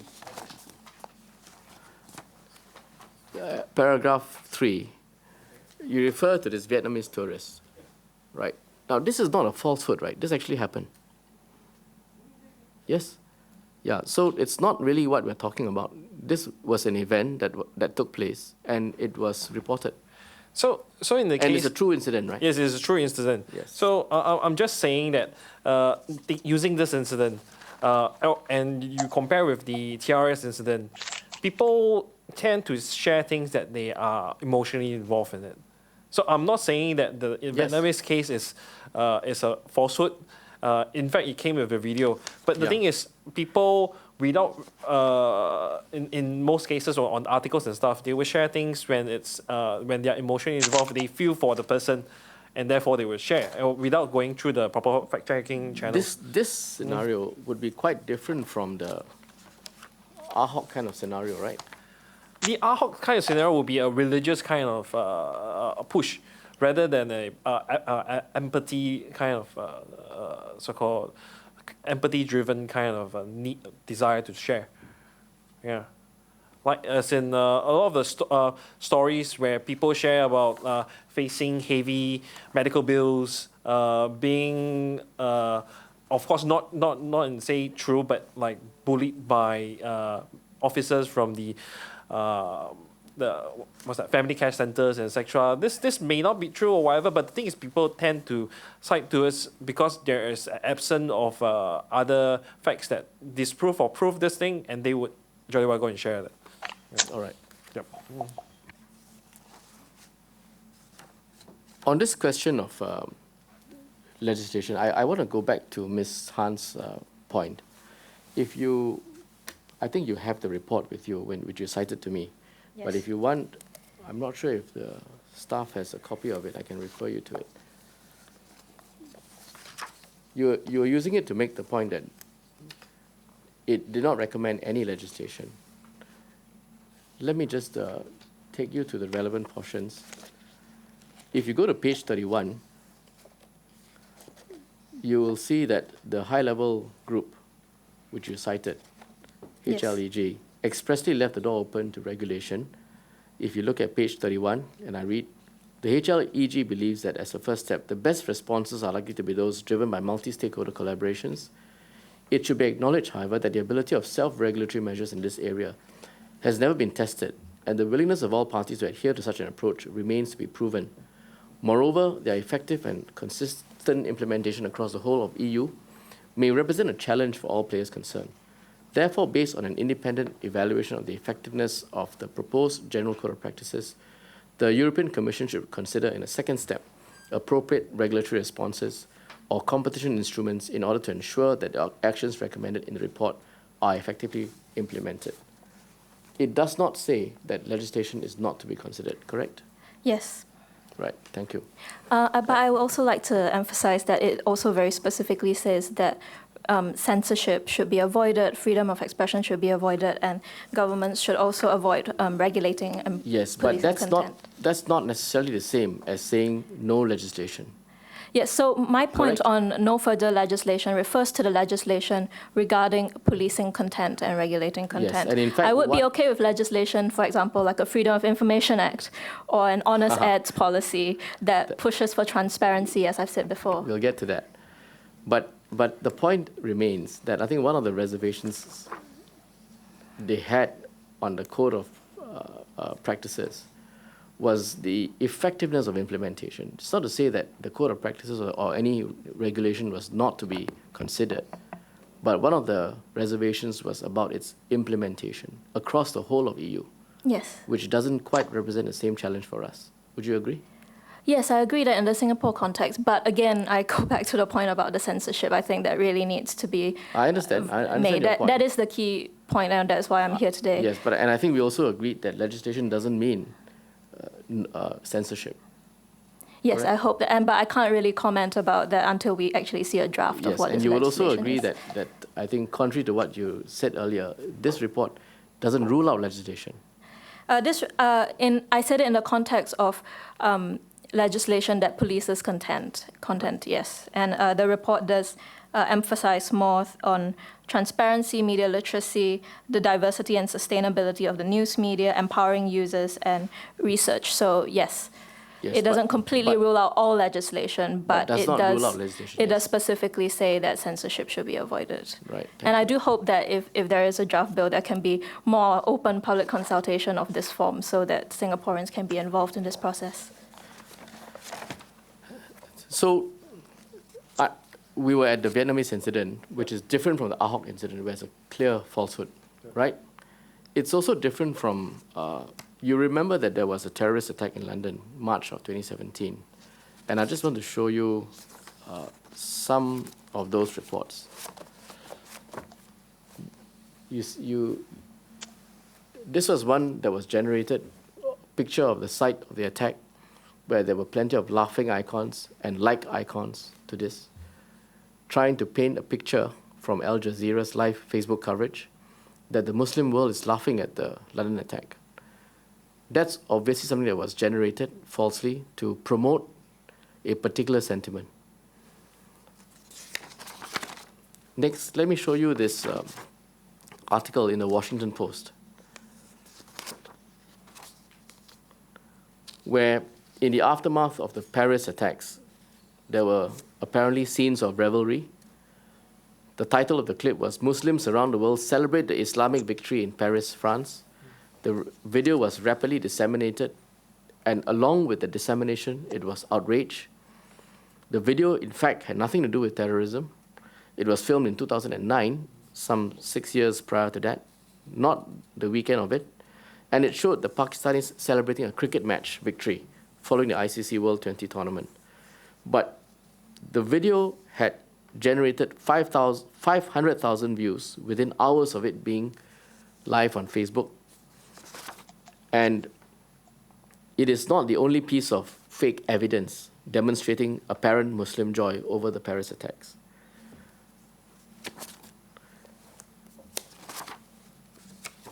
These falsehoods are designed to incite a particular sentiment in society. Would you agree? Yes, I agree. And they can travel and go viral very quickly. Would you agree? Yes, I agree. And you have seen the harm that the speed at which it has traveled has caused. Would you agree? Yes, I agree. So any response has to be attenuated to deal with that harm that it has caused. Would you agree? I think from a media practitioner perspective, right, if say something like that happened in Singapore, all of us will be scrambling to actually find out what is this really true. I think that's it. Let's start from the proposition that it's untrue. It's It's untrue, oh, and it so never happened. But it continues. The fact that it's untrue doesn't mean it stops being viral. It continues being transmitted, right? So would you agree that in that context, in that situation, the appropriate response has to take this into account? Has to attenuate, the responses has to be attenuated to the kind of harm that a viral video like this can cause. if Would you agree? I would agree, and frankly, if you ask me, it shouldn't be. I'm repeating what Ms. Han is saying. Shouldn't be a takedown, but instead something like a message which says that this is not verified. But why would you not advocate a takedown when it is obviously false and itself generating What if outrage? it's true? As in, not in this case. Not on this side of so-called racial. Let's focus on these parameters. Okay. Let's say it's false. On this incident. Okay, in this instance, it's false, never happened, and they spliced the video together to create a particular image that didn't take place. It's causing outrage to people who think it is true. I think. And there's a That's right. Okay. well, let me finish. Okay, sorry. And there's a harm associated with each share or like or Yes. repost. Yes. Would you not agree that the remedy that you have must be able to target and address that?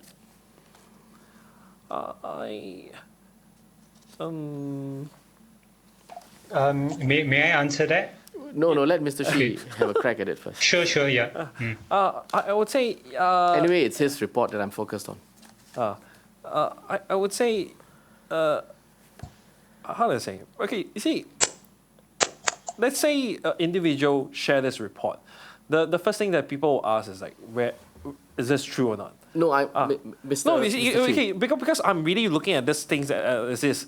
So if a account that basically had it's because I scour through the social media, the Facebook on a daily basis. So Sorry, Mr. Shih, I know you do, but these parameters, it's false. As I said, it's a video spliced together. Yep. It's intended to, and you can see it's caused incitement. Hang on. Yep. And it creates a sentiment against Muslims. Yes. It's untrue, but it's going viral. And with each share and repost, it causes more damage. Don't you think the remedy must include an appropriate response attenuated to this damage and harm? Yes. But the thing is, I understand that Facebook actually has measures in place where people can report the video or stuff. In fact, that I believe that's what happened to certain videos that is circulated in Singapore, where people report on videos and then it's taken down once it reaches a critical mass. But if it is not? If it's not taken down in the cases, I have not really seen that. But if it's not, obviously it's like what I mentioned in the previous case where Facebook and Google and say that it should have been taken down based on their policy. Should be, but if it is not? But if it's not, then shouldn't one have the teeth to be able to do it, or at least effect some remedy appropriate to the potential harm that it is doing? So the question is like, should there be or not? Okay. You asked me off the cuff. Yes, there should be. There should be some measures in which, if really this is going wildfire, you cannot control. Well, but 500,000 in a short space of time. But then again, it goes to the issue of, I really, Facebook accounts. If it's on a news site, then obviously the news site have to be accountable for that. If it's individual, then the person has to be. But if it's from a fake account, then that's an issue by itself. Oh, Let me show you another example, right? Sure. Al Jazeera this time. Okay. Okay, and this time we are in the context of something closer to home in Myanmar. So, title, Rape Used as a Weapon in Myanmar to Ignite Fear. Again, let's see what happened over the page. Oh, sorry, at the bottom of the page. So there was a Buddhist woman who filed a report alleging that 2 Muslim co-workers had raped her. So before long, the local website picked up the story. Over the page, there was a prominent Buddhist monk who published a claim on his Facebook page. The allegations went viral. The consequences were lethal. Within 24 hours, on 1st July 2014, angry Buddhist mobs armed with sticks, knives, and torches marched through the streets of Mandalay. They circled the local mosque, Muslim-owned business, and tea shops where the accused worked. There were motorcades and shouting, "Kill the Kalas." Kalas means Muslims, where Samanini, a Muslim civic leader who witnessed the violence. Folks from the cars spit on Muslims openly in the daytime, and after that, folks came with swords and spears. 1 Buddhist and 1 Muslim man were killed in the ensuing 2 days of violence. Dozens were injured, Muslim shops ransacked, and a mosque badly burned. But the original allegations of rape that seemingly incited the violence, the one that Wirathu posted on his Facebook page, was part of a carefully orchestrated lie. The rape never happened. So another example of a falsehood, which has quite devastating consequences. Would you agree? I think the issue is not on the allegation per se, but the call On the sharing. the sharing on the falsehood and calling for the Muslim to be killed. I think that is the really trigger point. The falsehood can be easily disputed by the efforts of the local police and media to disseminate the information. What is the spark? Is this the action of this anti-Muslim monk? Yes, but this is something that illustrates that speed is important, right? Because within 24 hours, this had happened. Yes. But the thing is, how will you determine whether or not the allegation is true in the first place? End of the day, the police still have to do conduct their own investigation on whether this claim is true enough. And as I said, the whole massacre or the whole issue is caused by this person calling for the blood of the other religion. Yeah, based on a falsehood. But in whether is it true or false, the person should not be calling for that. All right. May I interject here briefly, just because I find this example very useful for something that to hopefully save time so we don't have to go over it again.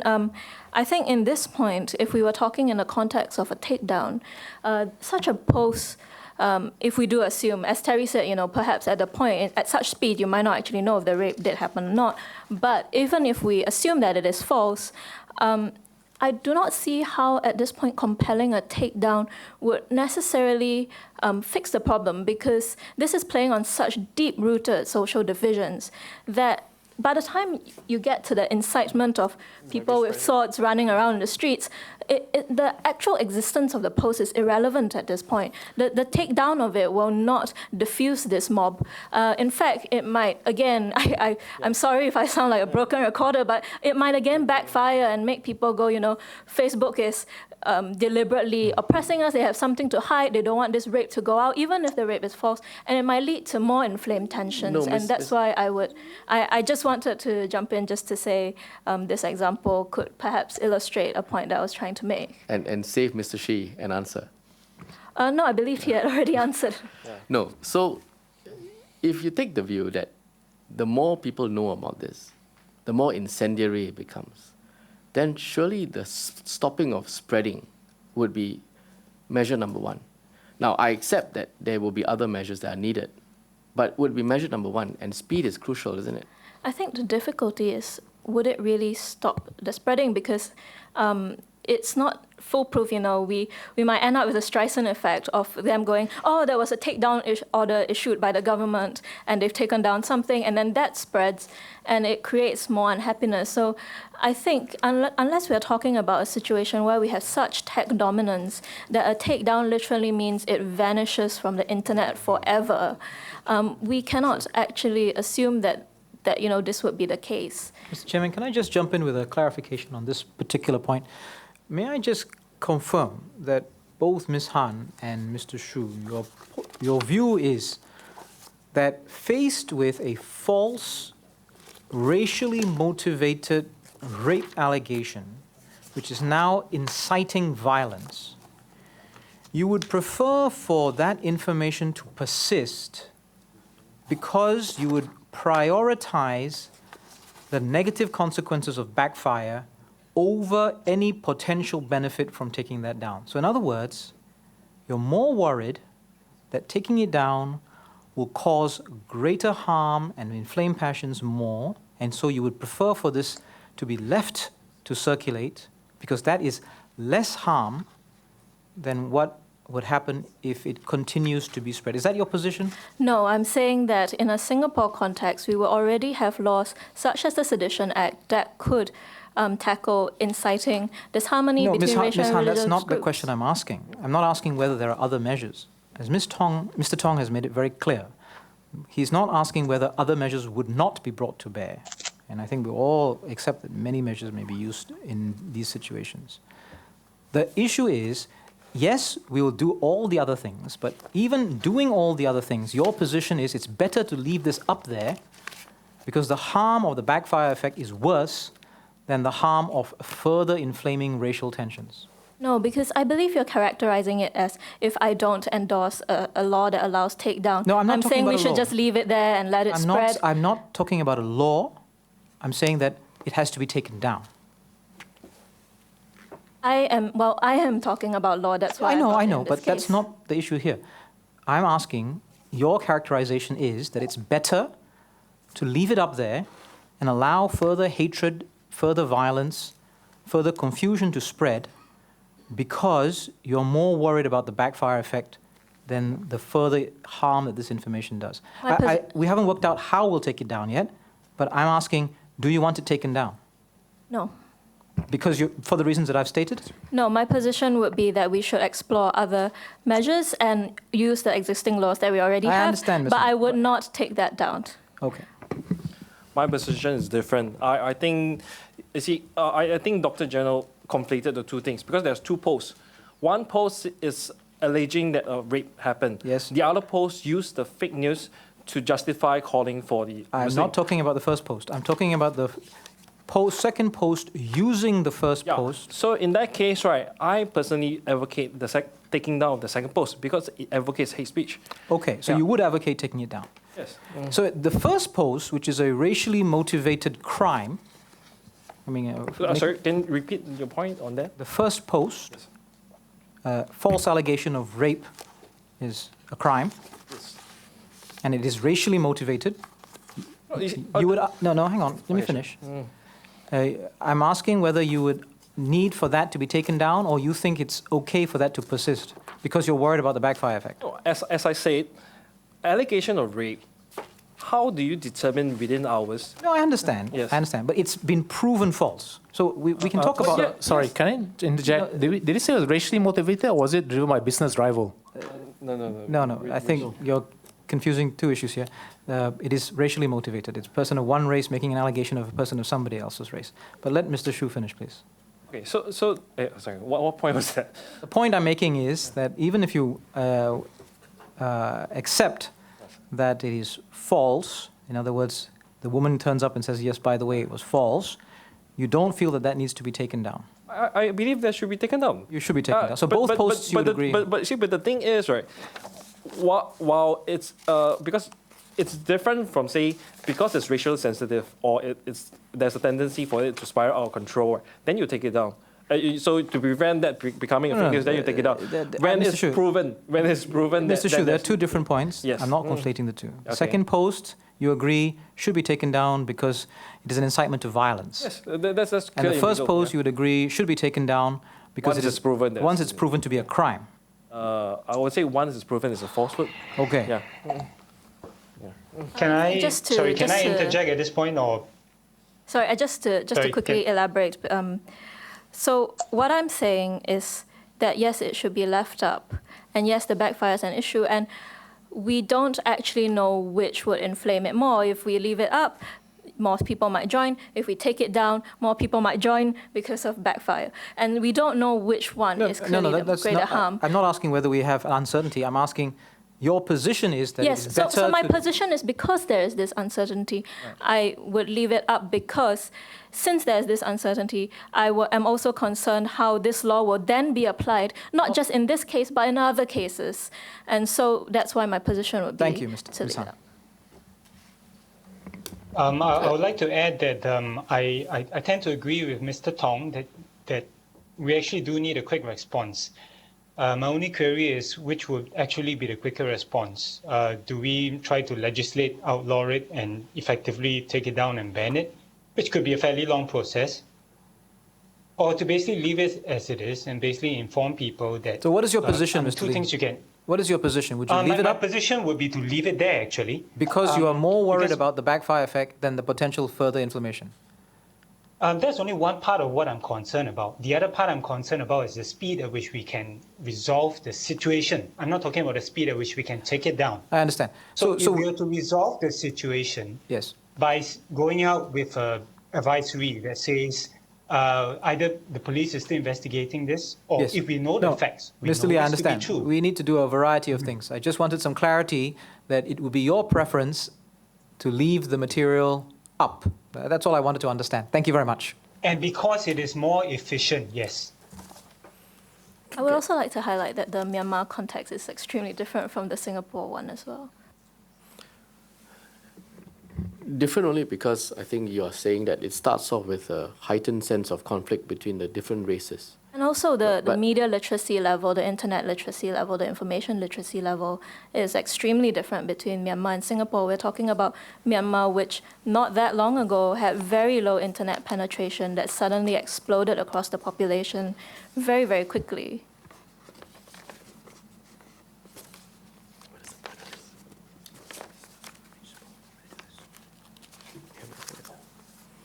All right, Mr. Shih, we're back to your submission, okay? Now, you also made the point in your submission here that at various junctures you had raised queries with the police, but they were not answered. I think you made some points like that here. Yes, that's correct. Now, first of all, are you suggesting that every query that you make to the police, whilst an investigation is going on, should be responded to? I think it should be responded to as saying we are looking into the matter. At least there should be some. But doesn't give you a substantive response. Are you okay with that? To the best of their ability, because the thing is, so far what I have met is basically a stone wall.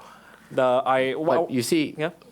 Investigations until they are completed are confidential, right? Yes, correct. Okay, Right. so I agree on that because and- things that are ongoing are sensitive. Information is sensitive, should be kept from the public. But the thing is, even after the whole thing has been overcharged and etc., the query remains unreplied. But if you look at it in the context of what you say here, Yeah. you asked about it in the context of the Thaipusam procession you mentioned in your report. Yes. And you also raise it in the context of the Benjamin Lim case, correct? Yes, that's correct. Right. In both cases, the investigation was not completed, correct? No, if you refer okay, so it's not included inside this, but the questions that I raised had nothing to do with the so-called the details of the investigation, but more of the procedures by the police. Right, So, but- it basically had nothing to do with the case itself, but more of what is the operation procedure of the police.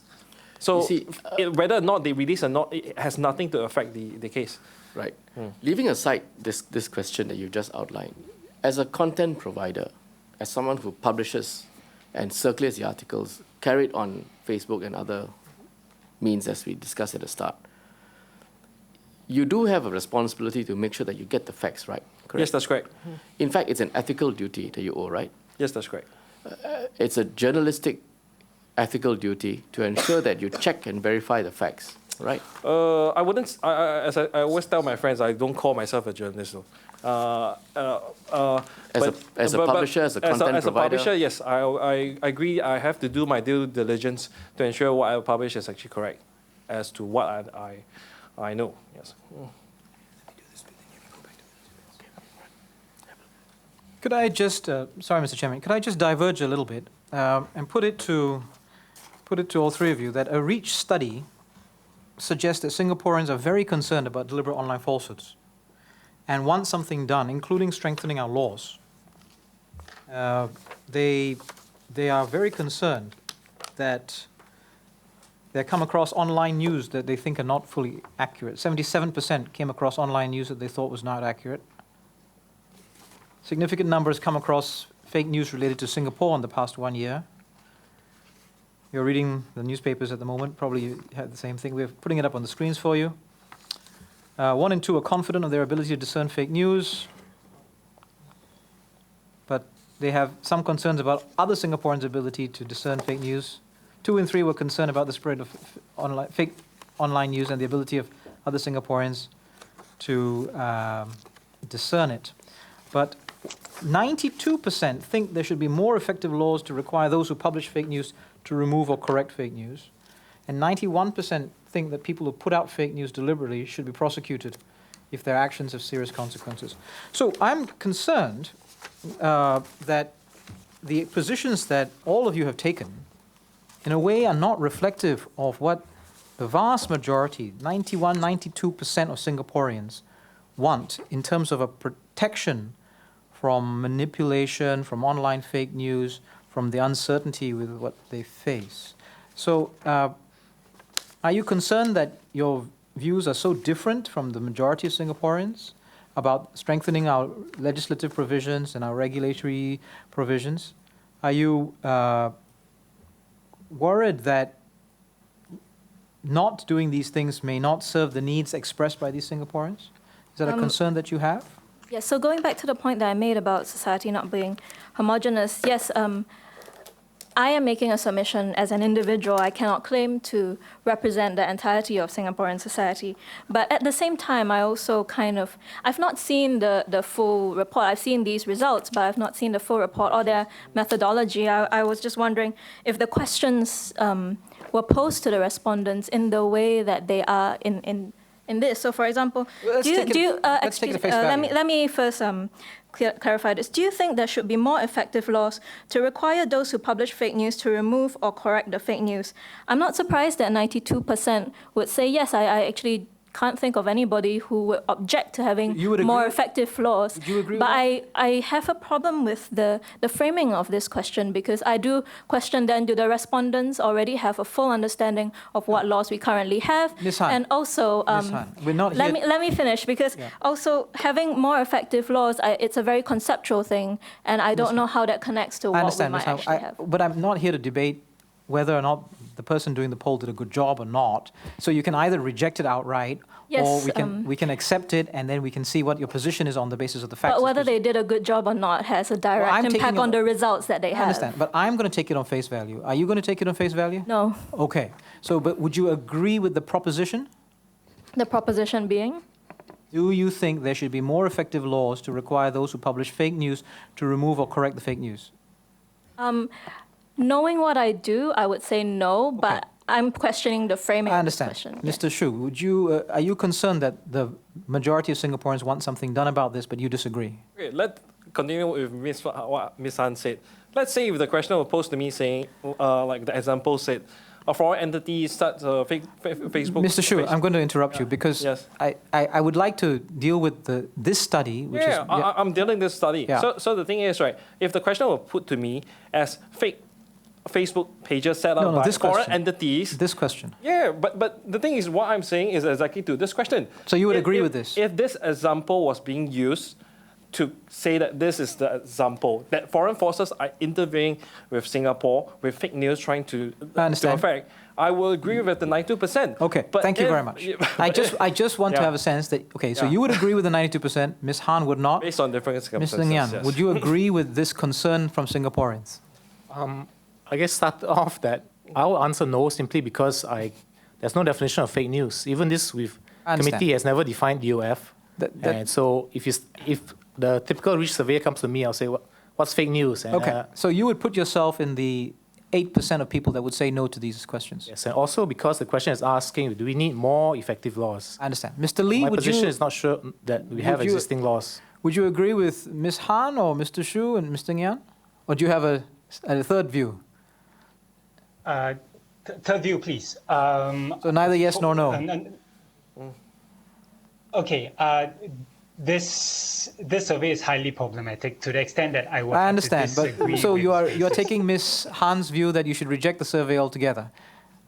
Well, So yes. okay, so then I put the in question fact, to yes. you: do you think there should be more effective laws to require those who publish fake news to remove or correct the fake news? Are you in the 92% or the 8%? I'm the 8% on that, Okay, yes. thank you very much. So would you say that if you don't have these laws that require you to take down, you're happy to leave a post that is likely to cause damage, maybe even destruction of property and loss of life, and leave it on because you feel that there should be a ability to respond and debunk it, and you're concerned about this blowback effect? I know Mr. Shih has answered, but what about Mr. Lee? I'm not sure I heard from you. To leave it as it is, no, but definitely not to attempt to take it down. And If you understand what I mean. and So there has to be a yes, I do, response, I do. But even if you are faced with the consequence that it's going viral, and the more people see it, the more people come out and demonstrate, and the more risk there would be to loss of lives. Is that your position? I think we have to approach it from the perspective of exactly how we're going to do what we're going to do to debunk keep it. to my parameters. I'm just trying to understand your position so that we can move on. My answer to that is that I think something has to be done. I'm just not certain that it has to be legislation. All right. That would be my definite position. Final answer? Oh, yes, of course, yes. Right. Thank you. Now, Mr. Shih, we got sidetracked from you. So we were talking about the ability to put out information accurately and correctly. And I think, if I may say, you and your colleagues here represent a part of the ecosystem that is very important, because we have talked to lawyers, people who study the problem as an academic. We've talked about the tech companies, people who provide the platforms. But ultimately, you provide the stories and you provide the content. So, which is why I asked you, is it part of your duty to ensure that whatever you put out there is accurate? As accurate as I can. In order to make sure it's a full story, I would definitely get from like 2 or 3 parties, at least 2 parties' point of view. So, but there are kinds where you can't get a response despite how long you wait. So, but then again, the stories still have to be pushed through. Right, Yeah. and an example of when you didn't get a response was the typo sum incident, which you cited, and also the Benjamin Lim case. Sorry, I need to refer to the typo sum story. Yes, you look Oh, at I page see. 3. In that case, I think it's a bit different because in that case, we are reporting from the eyewitness point of view. So it's not we are saying that this is the case, but this eyewitness is claiming such. So eventually we follow up with the additional statement that the SPF made.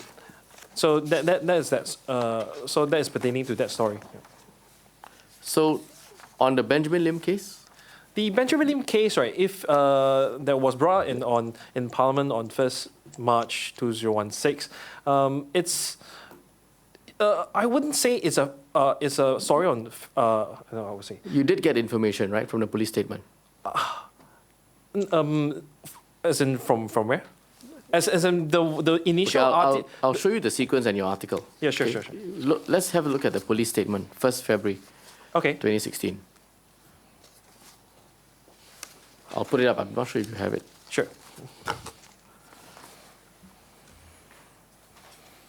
1st February. So this was 1st February, right? And I think keep an eye on the dates because they're important. Yep. And this statement briefly, in summary, says this. There was a report that was lodged. Based on evidence, police went to conduct inquiries at the school. To keep investigations discreet, officers went in plainclothes and in unmarked cars. Skipping a few lines down to the next paragraph. While at Ang Mo Kio Division, he was interviewed by one investigation officer at his workstation in an open plan office with other workstations. He was fully cooperative. 2 paragraphs down, police investigations have not been completed. A coroner's inquiry will be held upon the conclusion of investigations where all the relevant facts will be presented to the state coroner. At the inquiry, the family will also be able to raise all the questions they may have. Now, a few days after this, you published a story. May I Online. interject? Sorry. The first story is the story was published on 31st January. All right, but it carried through, and the story Yeah. has the following title: Students said plainclothes officers at school wore T-shirts with police at its back. Yes. Originally published, updated on the 5th of February, and finally also updated a month later. Yep. Correct? Correct. This story would be at odds with the police statement, right? Yes. Yes. But Hang on. okay, sorry. And it's at odds with the police statement because the police statement on the 1st of February had clarified that the officers were in plain clothes and did not have the word police at its back, right? Correct. And your statement, your story here was then carried through up till the 2nd of March, where it was last edited or updated, and it still had the same headline, correct? That's correct. And that would not be accurate. If you refer to the article based on basically a testimony of the mother of a student who was actually studying in that school. Yes, I understand. Who subsequently took down her Facebook posting, correct? Yes, but And you still carried on with this report. Yes. No, the taking down of the Facebook post was, I think, close to the 1st March or something like that. Yes, because, yeah. But this article was last updated 2nd March, and last I checked, it is still online as it is. Yes, correct. So my question is, isn't it now quite? yeah, let me finish. okay, Wouldn't it be the case that by now it's quite clear that the headline would be misleading? Okay, but if I must clarify, I did not include the conversation that I had with her, because what she said to me in the private message is totally different from what the police said that she had said. But look at this yes. statement Yes. issued by the police. Yeah. You've got no reason to disagree with that, right? That they were in plain clothes. That's from the police point of view. As in, this is the problem of so-called facts, because I would be 100% convinced if there was a CCTV that showed that the police had no thing. That's from my personal point of view. So are you saying that despite the police statement that's been issued, Yeah. you disagree with the No, version of facts? no. The thing is, my stand is, I take it that I agree that SPF has put out that they Were in plain clothes. they are claiming that they have plain clothes. But yet your headline says, wore T-shirts with the words police in quotes at its back. That's not consistent with the police statement, right? It's not consistent. Yes, correct. Yes. And it's designed to lead one to think that this boy was picked up by someone who was identified as police. That's your intention here. I don't think that it's fair to say that. Well, how else would we read this? Because you are looking at an article, the headline is clear, wore T-shirts with the word police, and you put it in quotes. And that is notwithstanding Because the statement from the police which says that they were all in plain clothes. Because the thing is, you say the headline is as such, as a misleading, saying that the police officers who took Benjamin back had police written on the back. But basically, what the headline says is that the police officer who were at the at the school had police on the back. And you continue to run this headline even till today, right? Oh, yes. I believe if the SPF feels that there's a need to so-called change the thing, right, they could actually write to us and say that, can you carry a clarification? Because So are you saying you won't do it unless you're told to do so, to correct the clarification? Despite the fact that it has been issued by way of a police statement and also then subsequently debated in Parliament, where these facts were not challenged and not controverted?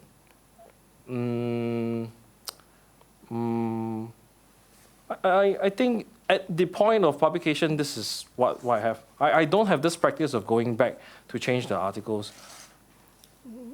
Why not? Because you have subsequently updated it 3 times. You said first it was done in January, then 5th I have of to February. check what's the change log though. But I normally do not have to, unless, as example, we take the Dr. Ting's case, we were being told by POH as in court order to include an advisory. So in other words, you do need a court order or some order before you would correct. I disagree with that statement because the police could communicate with me and say that could you put in a clarification. But the difference between there's no need for a court order for me to do that. But according to you, the difference between Dr. Ting's case and this case is that in Dr. Ting's case, there was a court order to that effect. No. The Dr. King case was that the court order specify that a certain writing has to be written there. But, but in the case of the SPF, let's say, for example, if SPF communicates with me saying that could you put in a clarification, I would be glad to actually put in a clarification and correct the article. But say for that, you would not do it. I wouldn't. Despite this being contrary to a police statement and contrary to the discussion in Parliament, and where that discussion in Parliament did not show that the police wore any T-shirts with the police word at the back. Is that your position? I would not say that I deliberately left it as such, so to mislead. I'll just say that once I'm being highlighted, I will change. But now you must have been aware because you wrote several articles thereafter as well. No, sorry. Can you? You were told about the statement on 1st of February. There was a parliamentary debate on 1st of March. Correct. Your latest amendment is on the 2nd of March, which is after all of that. Can you? You can look at the article itself. Okay. Maybe you can refresh yourself with the dates. As in, I can recall what I actually changed. Because the 1st of March is the actual event, right? Well, just look at the headline. No, you should like you see what I'm actually what I edited, because the headline is as such. But the headline has not been changed. Yeah, but the headline is the headline is as such. But so what should I change it to? As in, police said that they did not. But that's not the article. No, if you are aware now that it is not true that police wore T-shirts with police at its back, it should not feature on your headline. It should not feature anywhere in the article, let alone on the headline, isn't it, Mr. Shih? I don't think. I'm sorry, Mr. Chairman, may I interject for a minute? Because it's getting on. Can I finish my question with Mr. Shih? Okay. I don't think that I know where you're getting it, but I don't think publications have this policy. Either I take down, or I No, you can correct. Correct the. What would you suggest the headline to change to? Anyway, Because the thing is, right, to me, right, as I said, if you want me to provide the evidence that I have on hand, I would jolly well do so. And that is what was said to me, that the student actually said that the plainclothes officer wore T-shirt. That is actually. But that fact has subsequently been clarified by way of the police statement as well as the parliamentary debates. But that's based on what the police is saying. So according to you, you don't accept that? But that's the question of the deciding the facts and falsehood. Because say right, isn't that so? No, well, as I said, in this case there must be one set of facts. Either they did or did not, and it's been clarified. That's where we come to this thing, where like you. So if you allow me to so-called divert, right? Say keep to this, because you see, I'm asking you this because, as I said, you're one of the key players in this as the content provider. Right. And I think you agreed that as a content provider, you have a duty to ensure that your facts are checked and accurate. Right. And I'm suggesting to you that given all that you know and all that you knew at the time this article was first written and also subsequently edited, right, it must have been apparent that the contention that the police wore T-shirts with police at its back, it was unsustainable. May I just raise, if I would gladly change the article title if the police allow me to see the CCTV for the school. So Save for that, you would not. I would not. You would not. Yeah. And you're prepared to leave this despite the fact that it contradicts the statement by the police and by statements made in Parliament. Yes, because the thing is, the headline itself basically described what the mother said. Yeah. You then look at your next article. Can you look at the 5th of February article? Sure. And I just want you to look at the first page, 3 paragraphs from the bottom.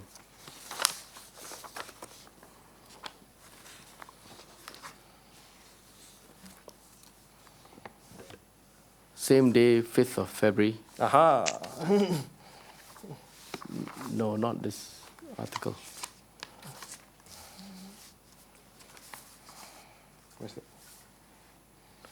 Do Not we that have, article? do we have one that's 5th of February, which carries the SDP statement?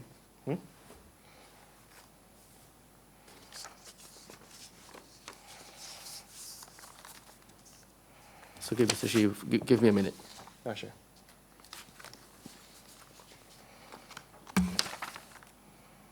This. Where is it? Yes. You recall this? Same day, right? 5th Okay. of February.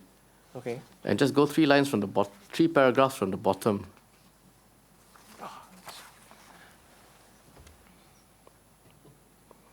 Where you talk about an interrogation room. Do you see that?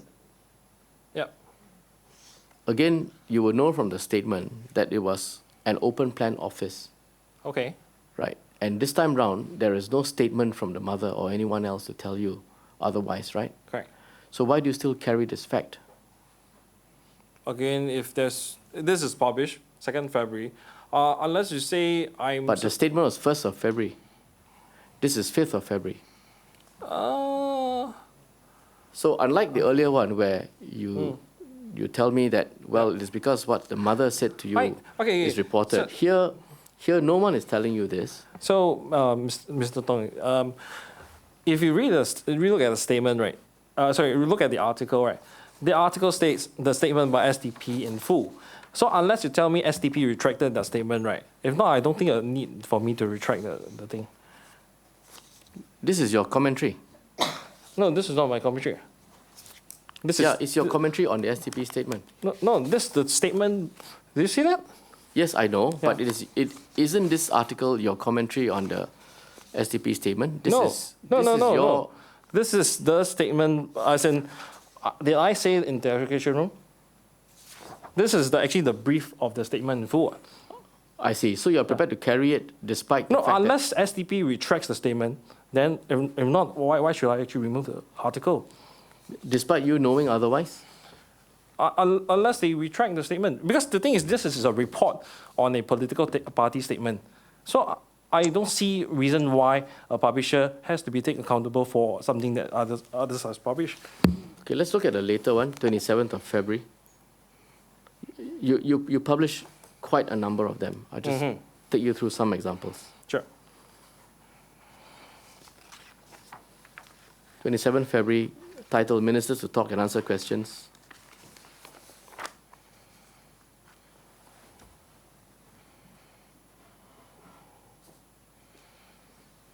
Yes, go down to about 3 or 4 paragraphs from the bottom, where you say here, over the past month, there have been half-truths said by the school and police force on many issues. Mr. Shih, you know that there is a coroner's inquiry that will be held, correct?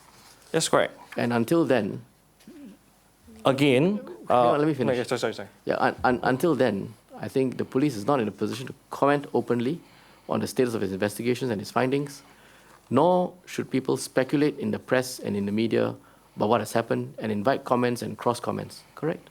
Again, the questions that was filed, I think it was about 14 questions, that were filed to the law minister and the other respective appointment holders, was on issues that does not concern the case, as in the details of the case, but more of the procedures of the police.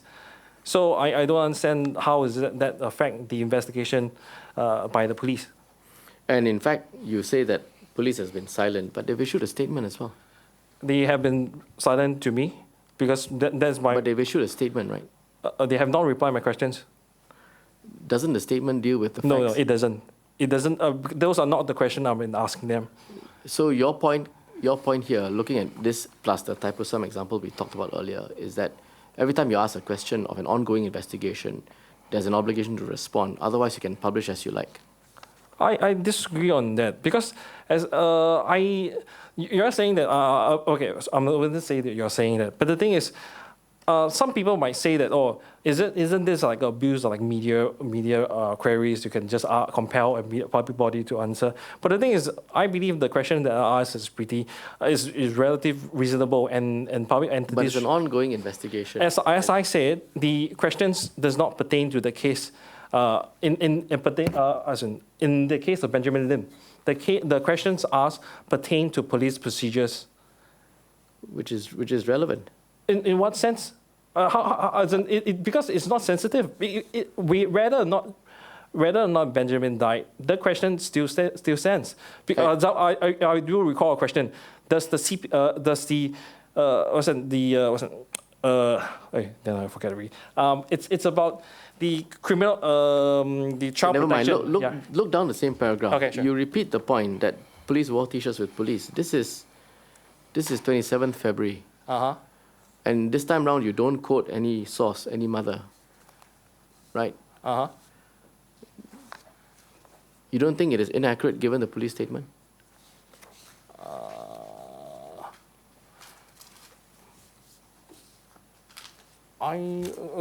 Again, I don't think people go back and change the articles. No, this is a fresh article, 27th February. So what's the date again? 27 Feb. Yeah, 27 Feb. I think the retraction only came on the 1st of March, if I'm not wrong. So The 1st of February statement makes it quite clear, right? Again, I don't think you want me to repeat what I said. On the article, taking down the article, basically it's the same thing. I'm just simply reporting what the mother actually told me. The question, behind this inquiry is to look at what needs to be done in the context of looking at the content that is being purveyed. Correct. So wouldn't. Wait, let me finish. Okay, sorry. And you are saying that you will only report if your questions are answered, even in an ongoing investigation, or in the context of the comparison between this case and Dr. Ting's case. If the court tells you to make a correction, then you will do so. Is that your position? No, that's not my position. In fact, then can you explain the difference between the two? No, in fact, I said if the police have returned back to me and given some instruction. In fact, other ministry does that, and I comply, especially when it's in goodwill. The few ministries that does not communicate with me is simply Ministry of Home Affairs. The other ministry communicates with me. Ministry of Manpower, Ministry of Health, Ministry of Finance. So the only ministry that doesn't communicate with me is Ministry of Home Affairs. Ms. Han, I've got some questions for you. Yes.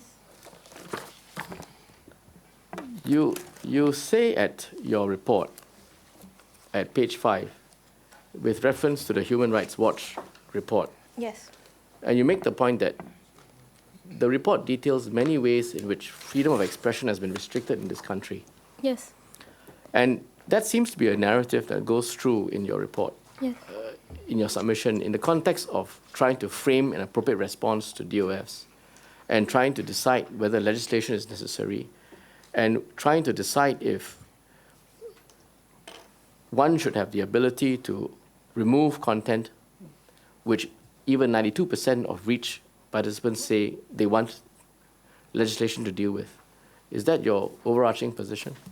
Well, to put on the record that, as I said before, that I do not take the REACH survey at face value. But yes, my position would be that we should not take any measures that might further curb freedom of expression in Singapore. In the Human Rights Watch report, you were one of the 34, correct? Who was interviewed and on whose views the report was prepared. I do not think it is necessary for me to be answering this question for this committee. it's a relevant question because you have raised the report and you have said in your submission to this But whether select I, committee. whether Let I me was finish. one of the 34 or not is irrelevant to anyone can raise this report. No, you in fact raise the report and go on to rely on it in a substantive way to say that that report then talks about the freedom of expression, and you then go on to link it to how in many ways it is restricted. And as I said just now, you then use it as a platform to then make the narrative in your submission that all these remedies that we look at has to be looked at in the context of this.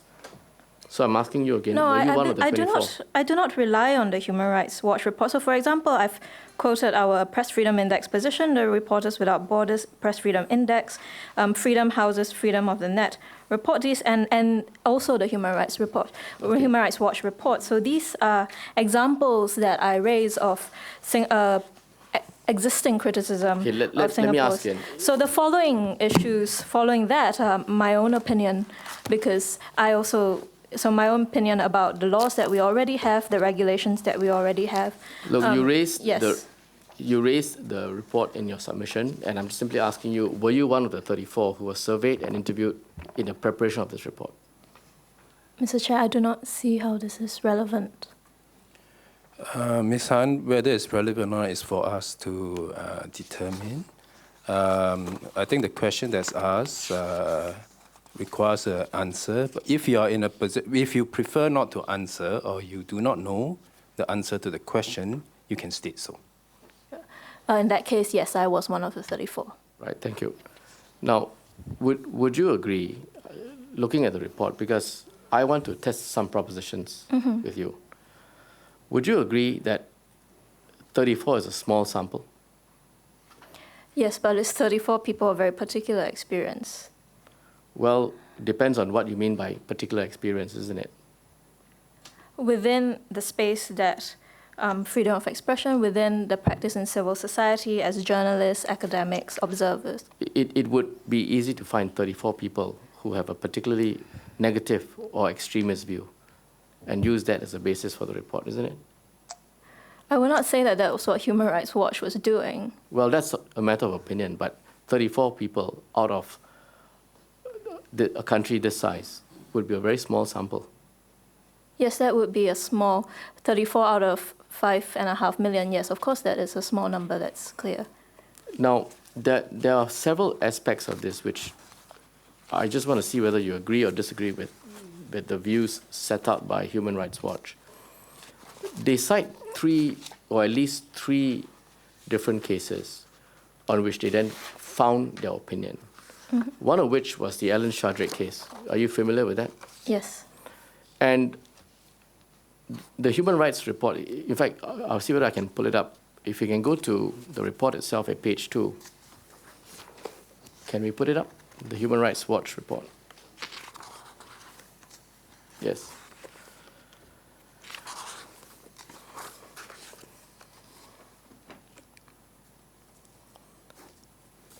If you look at the second paragraph, just under the summary, third line from the top, author Alan Shadrake was sentenced to 6 weeks in prison in 2011 for scandalizing the judiciary in his book about the application of the death penalty in Singapore.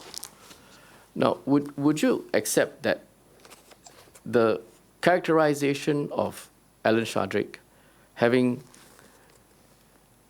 been sent to prison for writing in his book about the application of the death penalty in Singapore is a mischaracterization? I do not think so, because in his opinion, in his book, when he wrote about the application of the death penalty in Singapore, it was his opinion that the law was used in a particular way. And so it would still fall under the application of the death penalty in Singapore, because it was his opinion that he wrote in his book. But it is the fact that he was sent to prison for scandalizing the judiciary has got nothing to do with his views on the death penalty. Would you agree? But it wasn't about his views on the death penalty. you We're agree? talking about the application of the death penalty. So he was claiming that the death penalty had been applied in particular ways. Yes, but he can claim and talk about whether it's for or against, and that would not be a problem, right? Yeah, and I don't follow your question. The point is, would you not agree that Mr. Shadrake was not sent to prison because of his views either for or against the death penalty. May I see that passage again? Sure. Thank you. Page 2. So it says that he wrote about the application of the death penalty in Singapore. It doesn't Yes. say that he was sentenced to 6 weeks in prison for his views about the application of the. The point here, if you look at the report, which I'm sure you've gone through, is to characterize this case as something or someone who was penalized for espousing his views on the death penalty. That's not what it says. You don't agree? No. How do you read it? That he wrote about how the death penalty is applied in Singapore, and Yes. he was sentenced to 6 weeks in prison for scandalizing the judiciary.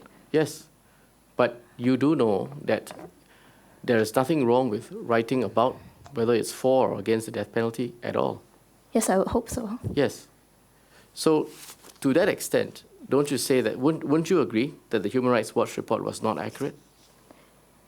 No, I believe it's just a statement, and it is the interpretation of the In events fact, the as Court of well. Appeal, in coming to its conclusion, expressly stated that he is free to write about the death penalty, either for or against. Would you accept? Well, it doesn't say that he was sentenced to prison because he was writing about the death penalty. It says that they charged him with scandalizing the judiciary for what he wrote about the application of death penalty in Singapore, which is true because they were taking issue with the ways that he said that the death penalty had been applied. He was saying that it had been applied unfairly. He was saying that there had been double standards, and that, to me, is And fairly the nub reasonable. of that's that, so. the nub of that is not about the death penalty, but about scandalizing the courts. Would you agree? But they never said that it was. No, would you agree? Yes, but that's not what Human Rights Watch said. And also, I'm not entirely sure why I am suddenly now in this position of defending the Human Rights No, Watch I'm not asking you to report for defend it. them. I'm because you have set it out as a basis. On I have which set it you out as say- one example. Yes, you no doubt, but one important example, because as I established with you, it's a narrative that goes through your report. Which that is you are- my opinion, not necessarily. There's just one example. Am I now Yes. to later also go through the Freedom Of- House report and the Press Of course, Freedom Index? I will go through the freedom of information views with you as well. That's a separate plank on which you make the point. But you do take the narrative that because the report is in many ways a curtailment of the freedom of expression, and you then marry that up with your views as to why countermeasures such as the removal of online falsehoods, which we have gone through in the past hour or so, should not be undertaken because it's also a reflection of the expression of freedom being curtailed. Correct? And So that's the basis on which I'm taking it. So So I've used it to say that, our freedom of expression issue in Singapore is already fraught and fairly problematic, of which the Human Rights Watch report is one example of criticism that has been levied, among others. And then it is also my own opinion that freedom of expression in Singapore is extremely problematic, and on that basis, I would not recommend any further legislation that would Yes, I've worsen heard the that. problem. I've heard that response from you earlier. Now, there's also commentary by Human Rights Watch on the Amos Yee case. You're also familiar with Yes. that? Would you accept that the posts that Mr. Yee had made in this case were untenable and they were intended to be divisive culturally as well as on religious grounds? Would you accept that? I cannot speak for Amos Yee's intent. I would say that they were distasteful, and I personally would not have made those comments myself, but I cannot speak to his intent. And so do you accept that the conclusion reached by Human Rights Watch that it is able to form those views on Singapore and society in Singapore on the basis of that case? Would you stand Which by? views, sorry? Would you stand by the views raised in Human Rights Watch about Can we Singapore? look at the wording of it, sorry, just so I'm not No, confused. we can, but I just Yes. want to get your broad consensus and so that we are not at cross purposes. Yeah, would you accept? Except that Human Rights Watch was pointing, Human Rights Watch came to certain conclusions about Singapore.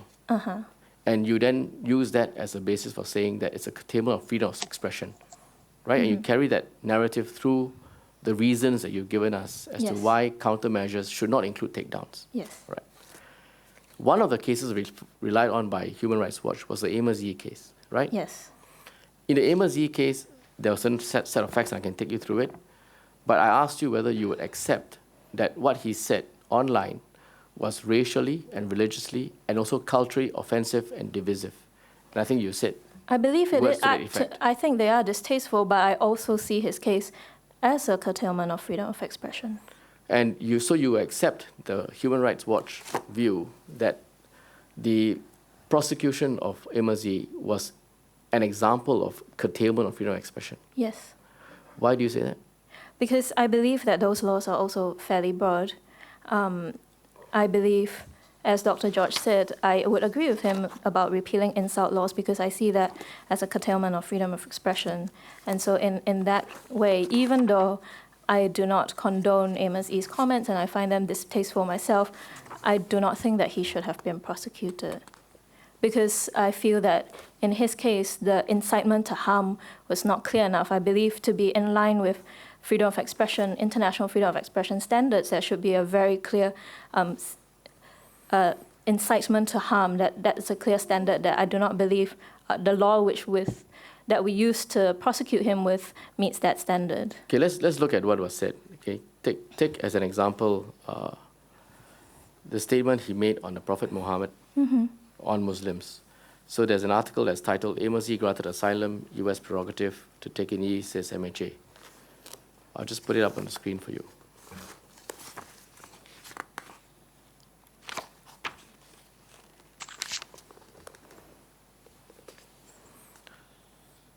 So this article repeats some of the language, so it's a convenient place to find it. Second page, he talks about Christians. At the top of this page, yes. Christians are power-hungry, malicious, but deceive others into thinking that they're compassionate and kind. Their impact and legacy will ultimately not last as more and more people find out that they're full of bull, similar to the Christian knowledge of the Bible and the work of a multitude of priests. You would accept that people can say this freely about religion? Yes. You think so? Yes. And that racial and religious harmony can be preserved if people go around saying this? I think for a comment like this, it is not clear to me where the incitement to harm is, which is what the international standard would require. I think what a comment like this says just tells me that Amos Yee is an extremely opinionated young man, but I don't think this comment itself, I think that's an understatement. reaches. Well, perhaps that would be your opinion, and of course many people have many opinions about Amos Yee, but I wouldn't say that this comment, it's clear what the incitement to harm and violence is. Well, look at the bottom of the page, this time on Muslims. He said this on Facebook, that Islamics seem to have lots of sand in their vaginas too, but don't mind them. They do, after all, follow a sky wizard and a pedophile prophet. What in the world is a moderate Muslim? A effing hypocrite, that's what. With all due respect, Christians, you can shove that faith up your ass. Faith, I'll be damned at this retardation of humanity.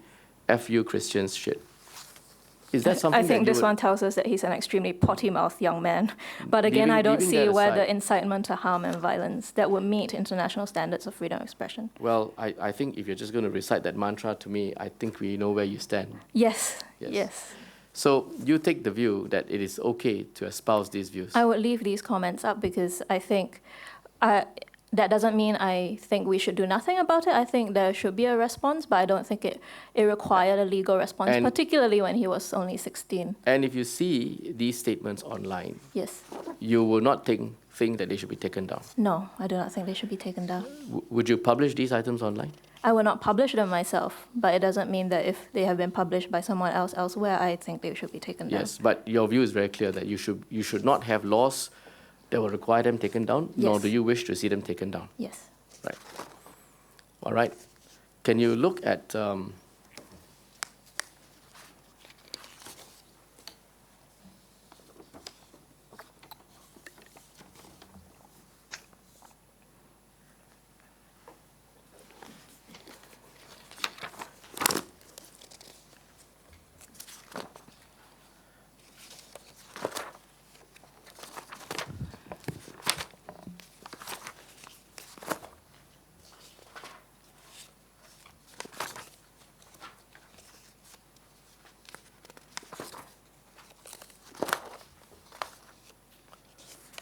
Can you look at page 3 of the Human Rights Report?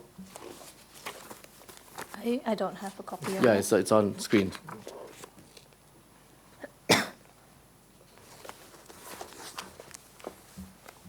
Second paragraph from the top.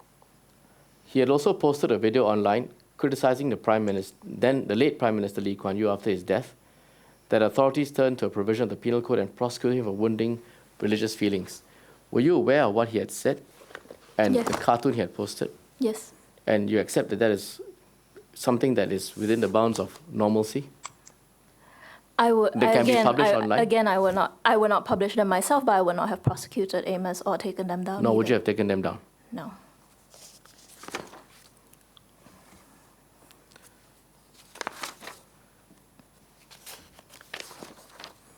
Now,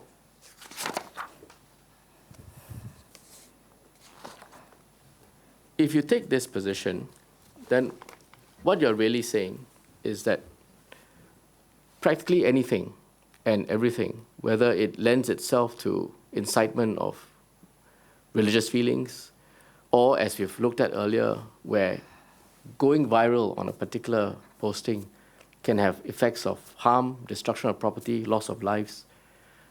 Despite all that, and despite, I know you have a view on the reach feedback, but 92% of Singaporeans saying that some form of measure should be undertaken, you would stand by your view that nothing needs to be done or should be done. I never said that nothing should be done. I believe that should be engagement. What I counseled again was further legislation that would police content. I do think that I'm not advocating absolute freedom of speech or expression.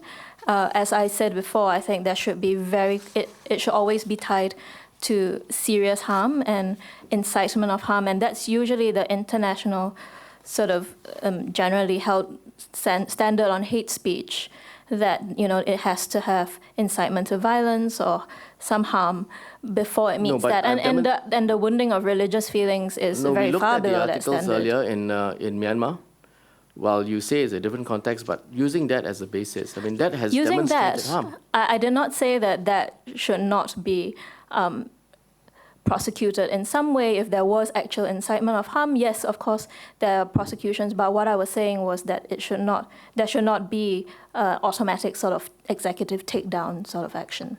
It's obviously not automatic, but depending on the circumstances, depending on the nature of the harm, depending on how viral it is, the content, the nature of the posting, even then, taking all that into account, you will not suggest that there be a degree of, or in the range of solutions possible, that one of them be the ability to remove it and take it down.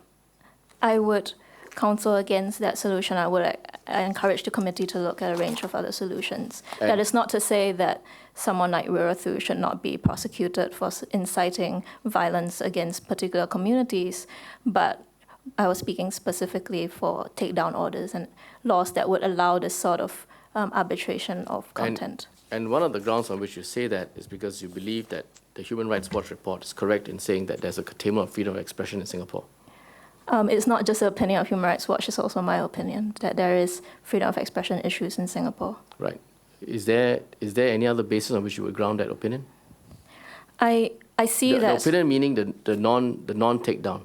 Yes. So I see that within some of our current laws, they seem to be very broad, which is, again, feeds into another reason why I feel that we don't need additional legislation, because in many instances, I feel like some of our legislation is already overly sufficient and there's no need for further ones. So, we've heard you on that. Yes, so I will not take everyone's time by repeating that, but yes. I feel that the freedom of expression issues come from the fact that we already have very broad laws. Right. Now, you in subsequent postings, you've taken issue with the fact that this committee has invited Human Rights Watch here, in part to deal with the report and also to address questions on what the appropriate countermeasures to DOFs should be. I was slightly concerned and startled by the turn of events because, firstly, if if we were to take the law minister's characterization of the falsehoods that the committee is interested in, which is, things that can be clearly proven to be false, like Jokowi is a Christian, then the PAP Policy Forum's characterization of the Human Rights Watch report as a deliberate falsehood seems far from that standard, because they are not saying that any of it was doctored or completely false. They were taking issue with the perspective, the interpretation, and the framing. So I was a bit confused by what exactly is this definition that we were talking about, and I was confused by the Ministry of Law's statement that came out right after that. But I'm trying to understand why you then say, since you mentioned the Select Committee, why you then say that you take issue with the Select Committee, inviting them to come and clarify that they can come and do it under oath. Because Don't you think? my understanding of the Select Committee's terms of reference was that it was looking at deliberate online falsehoods and what measures should be taken, and not to arbitrate the truth or falsehood of the Human Rights Watch report, because in that case, there are some submissions that said that in 1987, there was a Marxist conspiracy, which was evidence of government spreading falsehoods, in which case, perhaps the committee should invite retired ISD officers to come in and talk about and address those allegations that they were spreading deliberate falsehoods. So perhaps, one of you have said that as well. it would have been a problem, because then we would end up turning the Select Committee into a universal clearinghouse of everybody's allegations. No, it's not that. It's not that. It's just that some parties like you, Yes. you have referred to the report. Yes. You raised it in your submission, don't Yes. forget.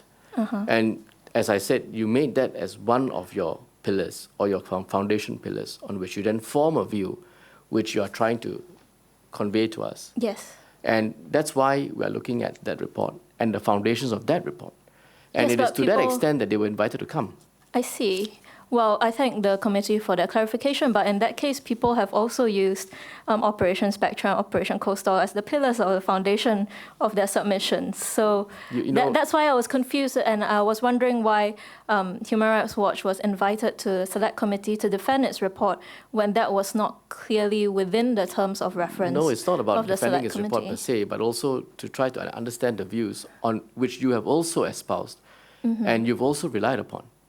And so if in crafting the appropriate suite of remedies, if we are not to look at the full range of countermeasures, because you say apparently that there are some freedom of expression issues, then I think we were entitled to look into it.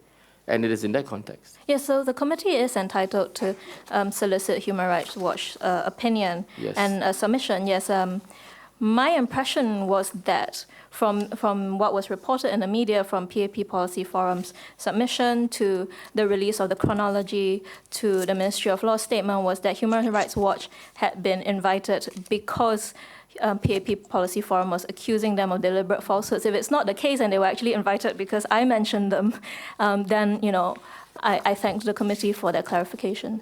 They were invited before the PAP Forum came to give the submissions. Including the written submission? They were invited before that. Before the written, okay. Before they came to give the submissions. So, but So the not point is before that the you written now submission? you now know Yes. the reasons. Now, the point is, when you make a statement Yes. and you have a foundation to it, and we believe that foundation is relevant, we are entitled surely to come and Yes. look at whether that's Yes, correct. of course. Yes, thank you. Now, the one other case referred to was Roy Nung's case. Yes. Now, it's facts, again, I think you know. There was an accusation that the Prime Minister was stealing money from the CPF, and there was a defamation action. Yes. And would you not accept that that case was resolved according to the laws of the land? Yes, the case was resolved according to the laws of the land, but Yes, I also felt that there could have been Wait, other so ways let to me resolve. Stopping there. So why is that a curtailment of freedom of expression? Because I feel that public figures should use legislation and legal measures against citizens only as a very, very last resort. And I felt that there were many other ways in which the allegations that Roy Nung made could have been addressed. But- I note that, our Prime Minister is one of the biggest social media influencers in Singapore. A post on Facebook has a far greater reach than Roy Nung's blog post. Actually, ironically, suing Roy made him and his blog and the blog post even more widely known. And so I felt, my personal view was that there were other measures that could have been resorted to before a defamation suit that would keep an ordinary Singapore citizen in debt until 2033. But where then do you draw the line? Because this was the case is resolved according to the laws of the land, as you say. Nothing wrong with that. Yes, but I believe that for public figures, they should resort to that at the very, very last And resort. if you resolve it based on the laws of the land, then unless those are changed, there really isn't any further implication on the way you can express yourself. I also find it fairly problematic that the laws of the land at the moment, based on precedent, said that if it's a public figure being defamed, the damages should be higher than if it was an ordinary citizen. And that, to me, feels, Ms. Han, that's an aspect of law which I'm not here to debate with you. Yes, I Right. understand, but that's again, I raise it because it is another one of the reasons why I feel like it's a freedom of expression issue. Well, you also mentioned, or you have mentioned in some article which you have written, and again, just as with Mr. Shih, you are one of the content providers in this ecosystem. So it is in that context that I'm looking at this. Yes. So if I can ask you to look at an article you wrote recently, published on the 23rd of March, where in the same vein you say in your article that Singapore plays up terrorism to curb liberties. You will recall that? Yes. Yes. Just ask you to look at it. I think I'll have it on screen, although I'm sure you'll recall it. Yes.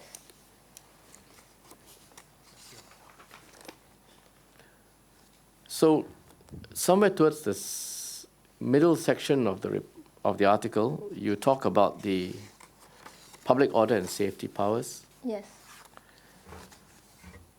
And in a paragraph that starts with, although the government, yes, over there, has sought to assure Singaporeans that peaceful protests are not the center of legislation, civil groups have pointed out that the actual text of the bill explicitly states, and you quote, a sit-down demonstration for a cause as an illustration of a serious incident. Now, you do that to illustrate that there is a low threshold on which that provision can then be. I do that triggered. to illustrate that there are concerns that No, the bill actually allows for Focus on my the powers question. to be used. Focus on my question. You made that comment in that paragraph in a way to convey your view that there is a low threshold on which the provisions can then be triggered. Yes, my view is that a sit-down demonstration for a cause, however large, as long as it's still peaceful, is far too low a threshold for this bill to be triggered. But would you accept that the provision, in fact, doesn't stop where you have quoted? It goes on to explain what that It goes on to threshold say will that it require? disrupts traffic and businesses, which is very ordinary, very normal for very large-scale protests such as Occupy Central or even March for Our Lives recently in the US. But that doesn't necessarily It's mean... a question of what we that's- want for our civil society, right? But let me just show you what it says. I'll put it up in full, where you have sought to quote but only partially that sentence or that section. So the illustration requires a sit-down demonstration for a cause, attracts a large group of sympathizers who voluntarily join the sit-in. For over a week, the group grows and the demonstrators start to occupy the publicly accessible paths and other open spaces in Central Business District. Their presence start to impede the flow of vehicular and pedestrian traffic and interfere with the normal trade of business in that area. That's quite different from just having a sit-down demonstration, correct?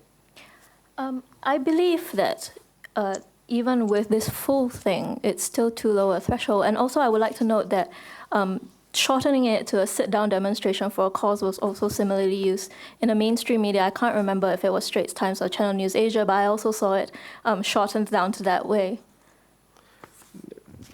Are you seeking justification from the mainstream No, media? I'm just noting that it's not just but me you would doing it accept deliberately. you would accept that the illustration read in full would set a much higher threshold than what you've conveyed. I still think it's far too low. Yes, leaving that aside, but it's a much higher threshold than what you have conveyed.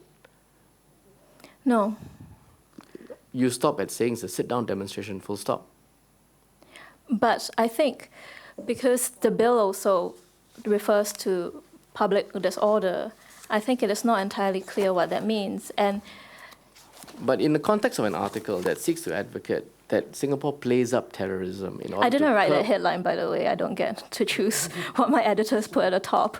Well, your byline is there, your Yes, name is there. I accept so that, yes. in an article that is ascribed to you, it says Singapore plays up terrorism Yes. to curb liberties. Yes. And you then cite incompletely a provision, which I'm putting to you, if cited completely, would render the threshold much higher, and therefore address the rebalance that I think you are trying to convey is heavily slanted in favor of curbing liberties. I think it would be, it is your opinion, and I accept that. That is your opinion. We disagree. But I feel that even if it had been quoted in full, I would still stand by my argument that there are concerns that national security has been used to justify things that might curb civil liberties in Singapore. But that's a different point, because you might take that view if it was quoted in full. All I'm putting to you is there is a difference between what you have quoted and what the full illustration actually entails, correct? Sure, but I think Yes. there's a difference in Yes. opinion. And the full illustration actually sets the bar higher than what you have set out, correct?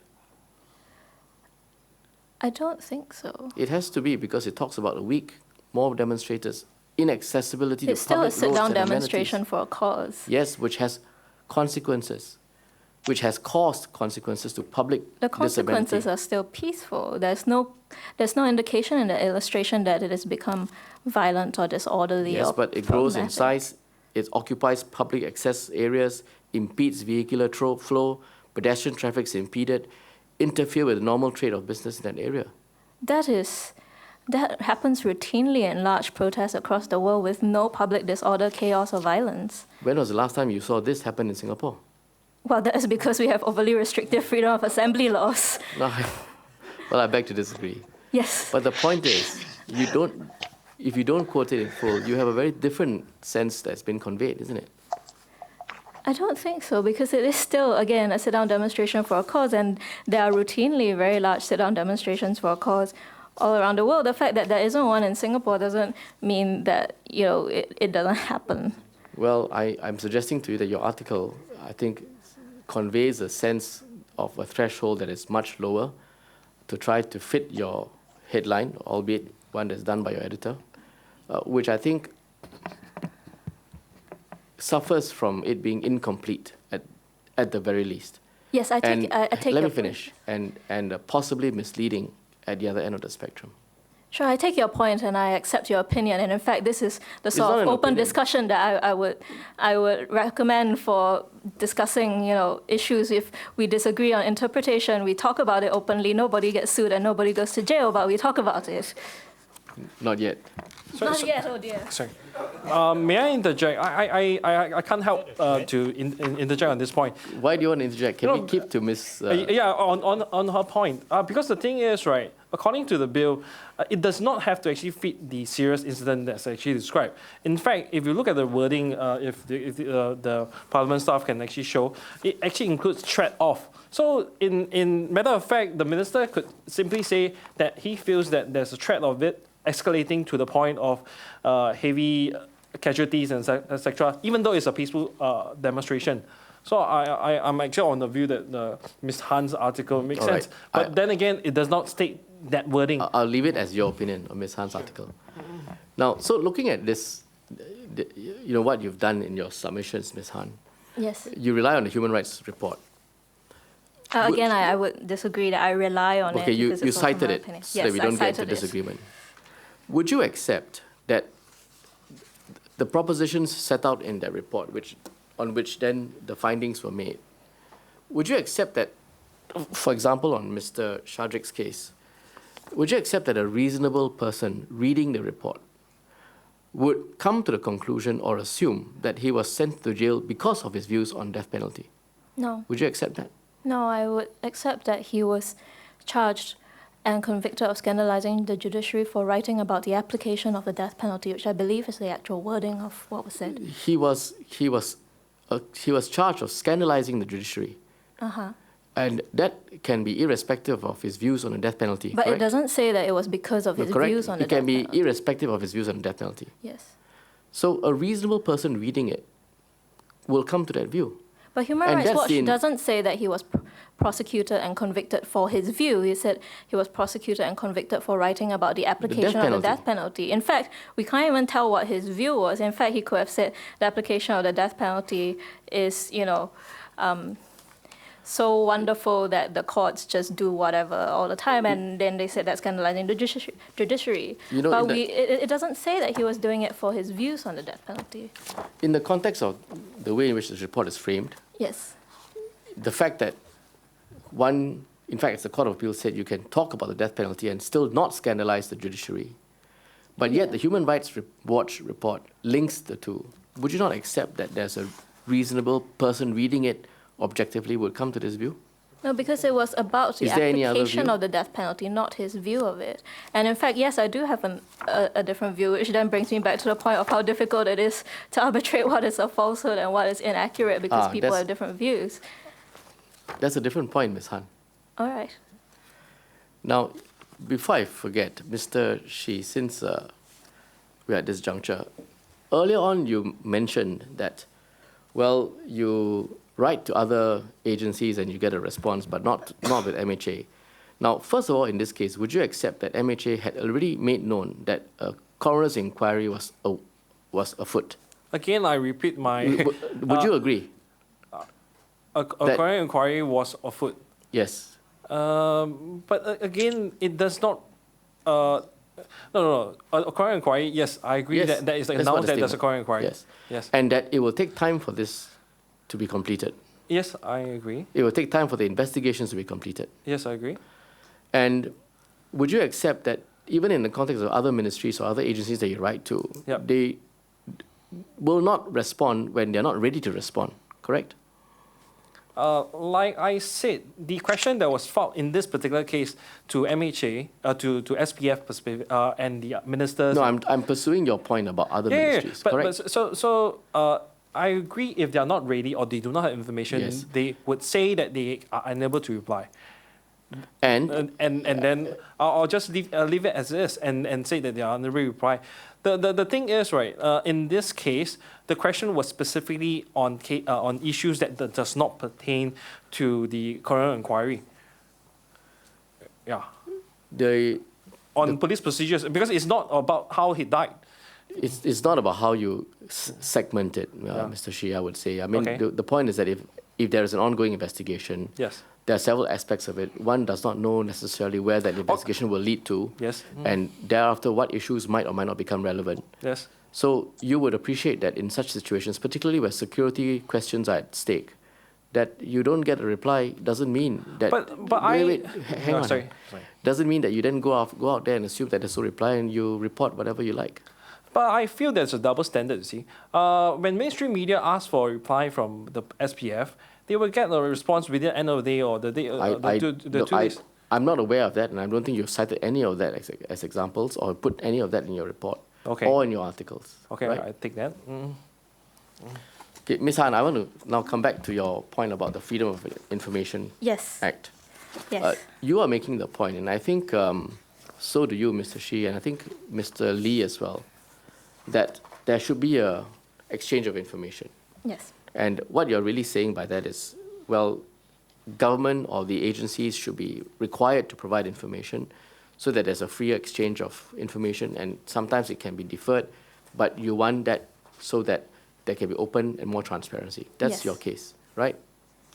And you think this would help to deal with these questions of online falsehoods? I think it helps to have fact-checking organizations, if they have access to the data, if they can have access to the data. It would help NGOs, it would help journalists, it would help citizens. Would you agree that it would also build public trust in the long run. Would you agree that fact-checking is not the same as what you contemplate as the Freedom of Information Act? It is not the same, but it is linked, and it's important because in Singapore, when a lot of the data, the government agencies are the ones with the most means and the most resources to have this broad-based data. So the fact-checking, which might need to access this data, that's where the relevance is. Because if without access to the data, how do fact-checkers operate? Such a provision, such a regime has operated in the US for some time now, right? Mm-hmm. Would you say that the level of trust between U.S. nationals and its government has increased over time? No, actually, it has not increased. But the point is that we can't correlate one thing to another so simply because there are many factors I into accept, what public trust. No, I accept. Into a I public accept. trust. But Yes. if one was looking at it as a question of looking at how we deal with an increasingly new, it's not been a long-term problem. It's been a recent phenomenon, relatively speaking. Online falsehoods, how you deal with it, how you have information, fact-checking. But the latest results, at least what I've showed you earlier, don't indicate that there's been a greater degree of trust despite this openness of information flow. Why do you think that? I think there are very many factors in the U.S. as to why public trust has decreased. There is very much inequality that's unaddressed. There are racial issues that are unaddressed. There's lack of accountability, for example.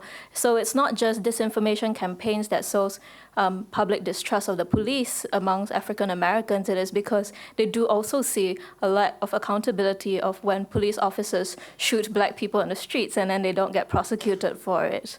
That also breeds distrust. You don't need disinformation campaigns to create that distrust. You just need disappointment in the lack of justice and accountability and a sense of impunity among the police. Have you studied how this freedom of information, open exchange of information has operated in the other jurisdictions like the UK or Australia? I have seen the broad principle, but I have not studied specific legislation.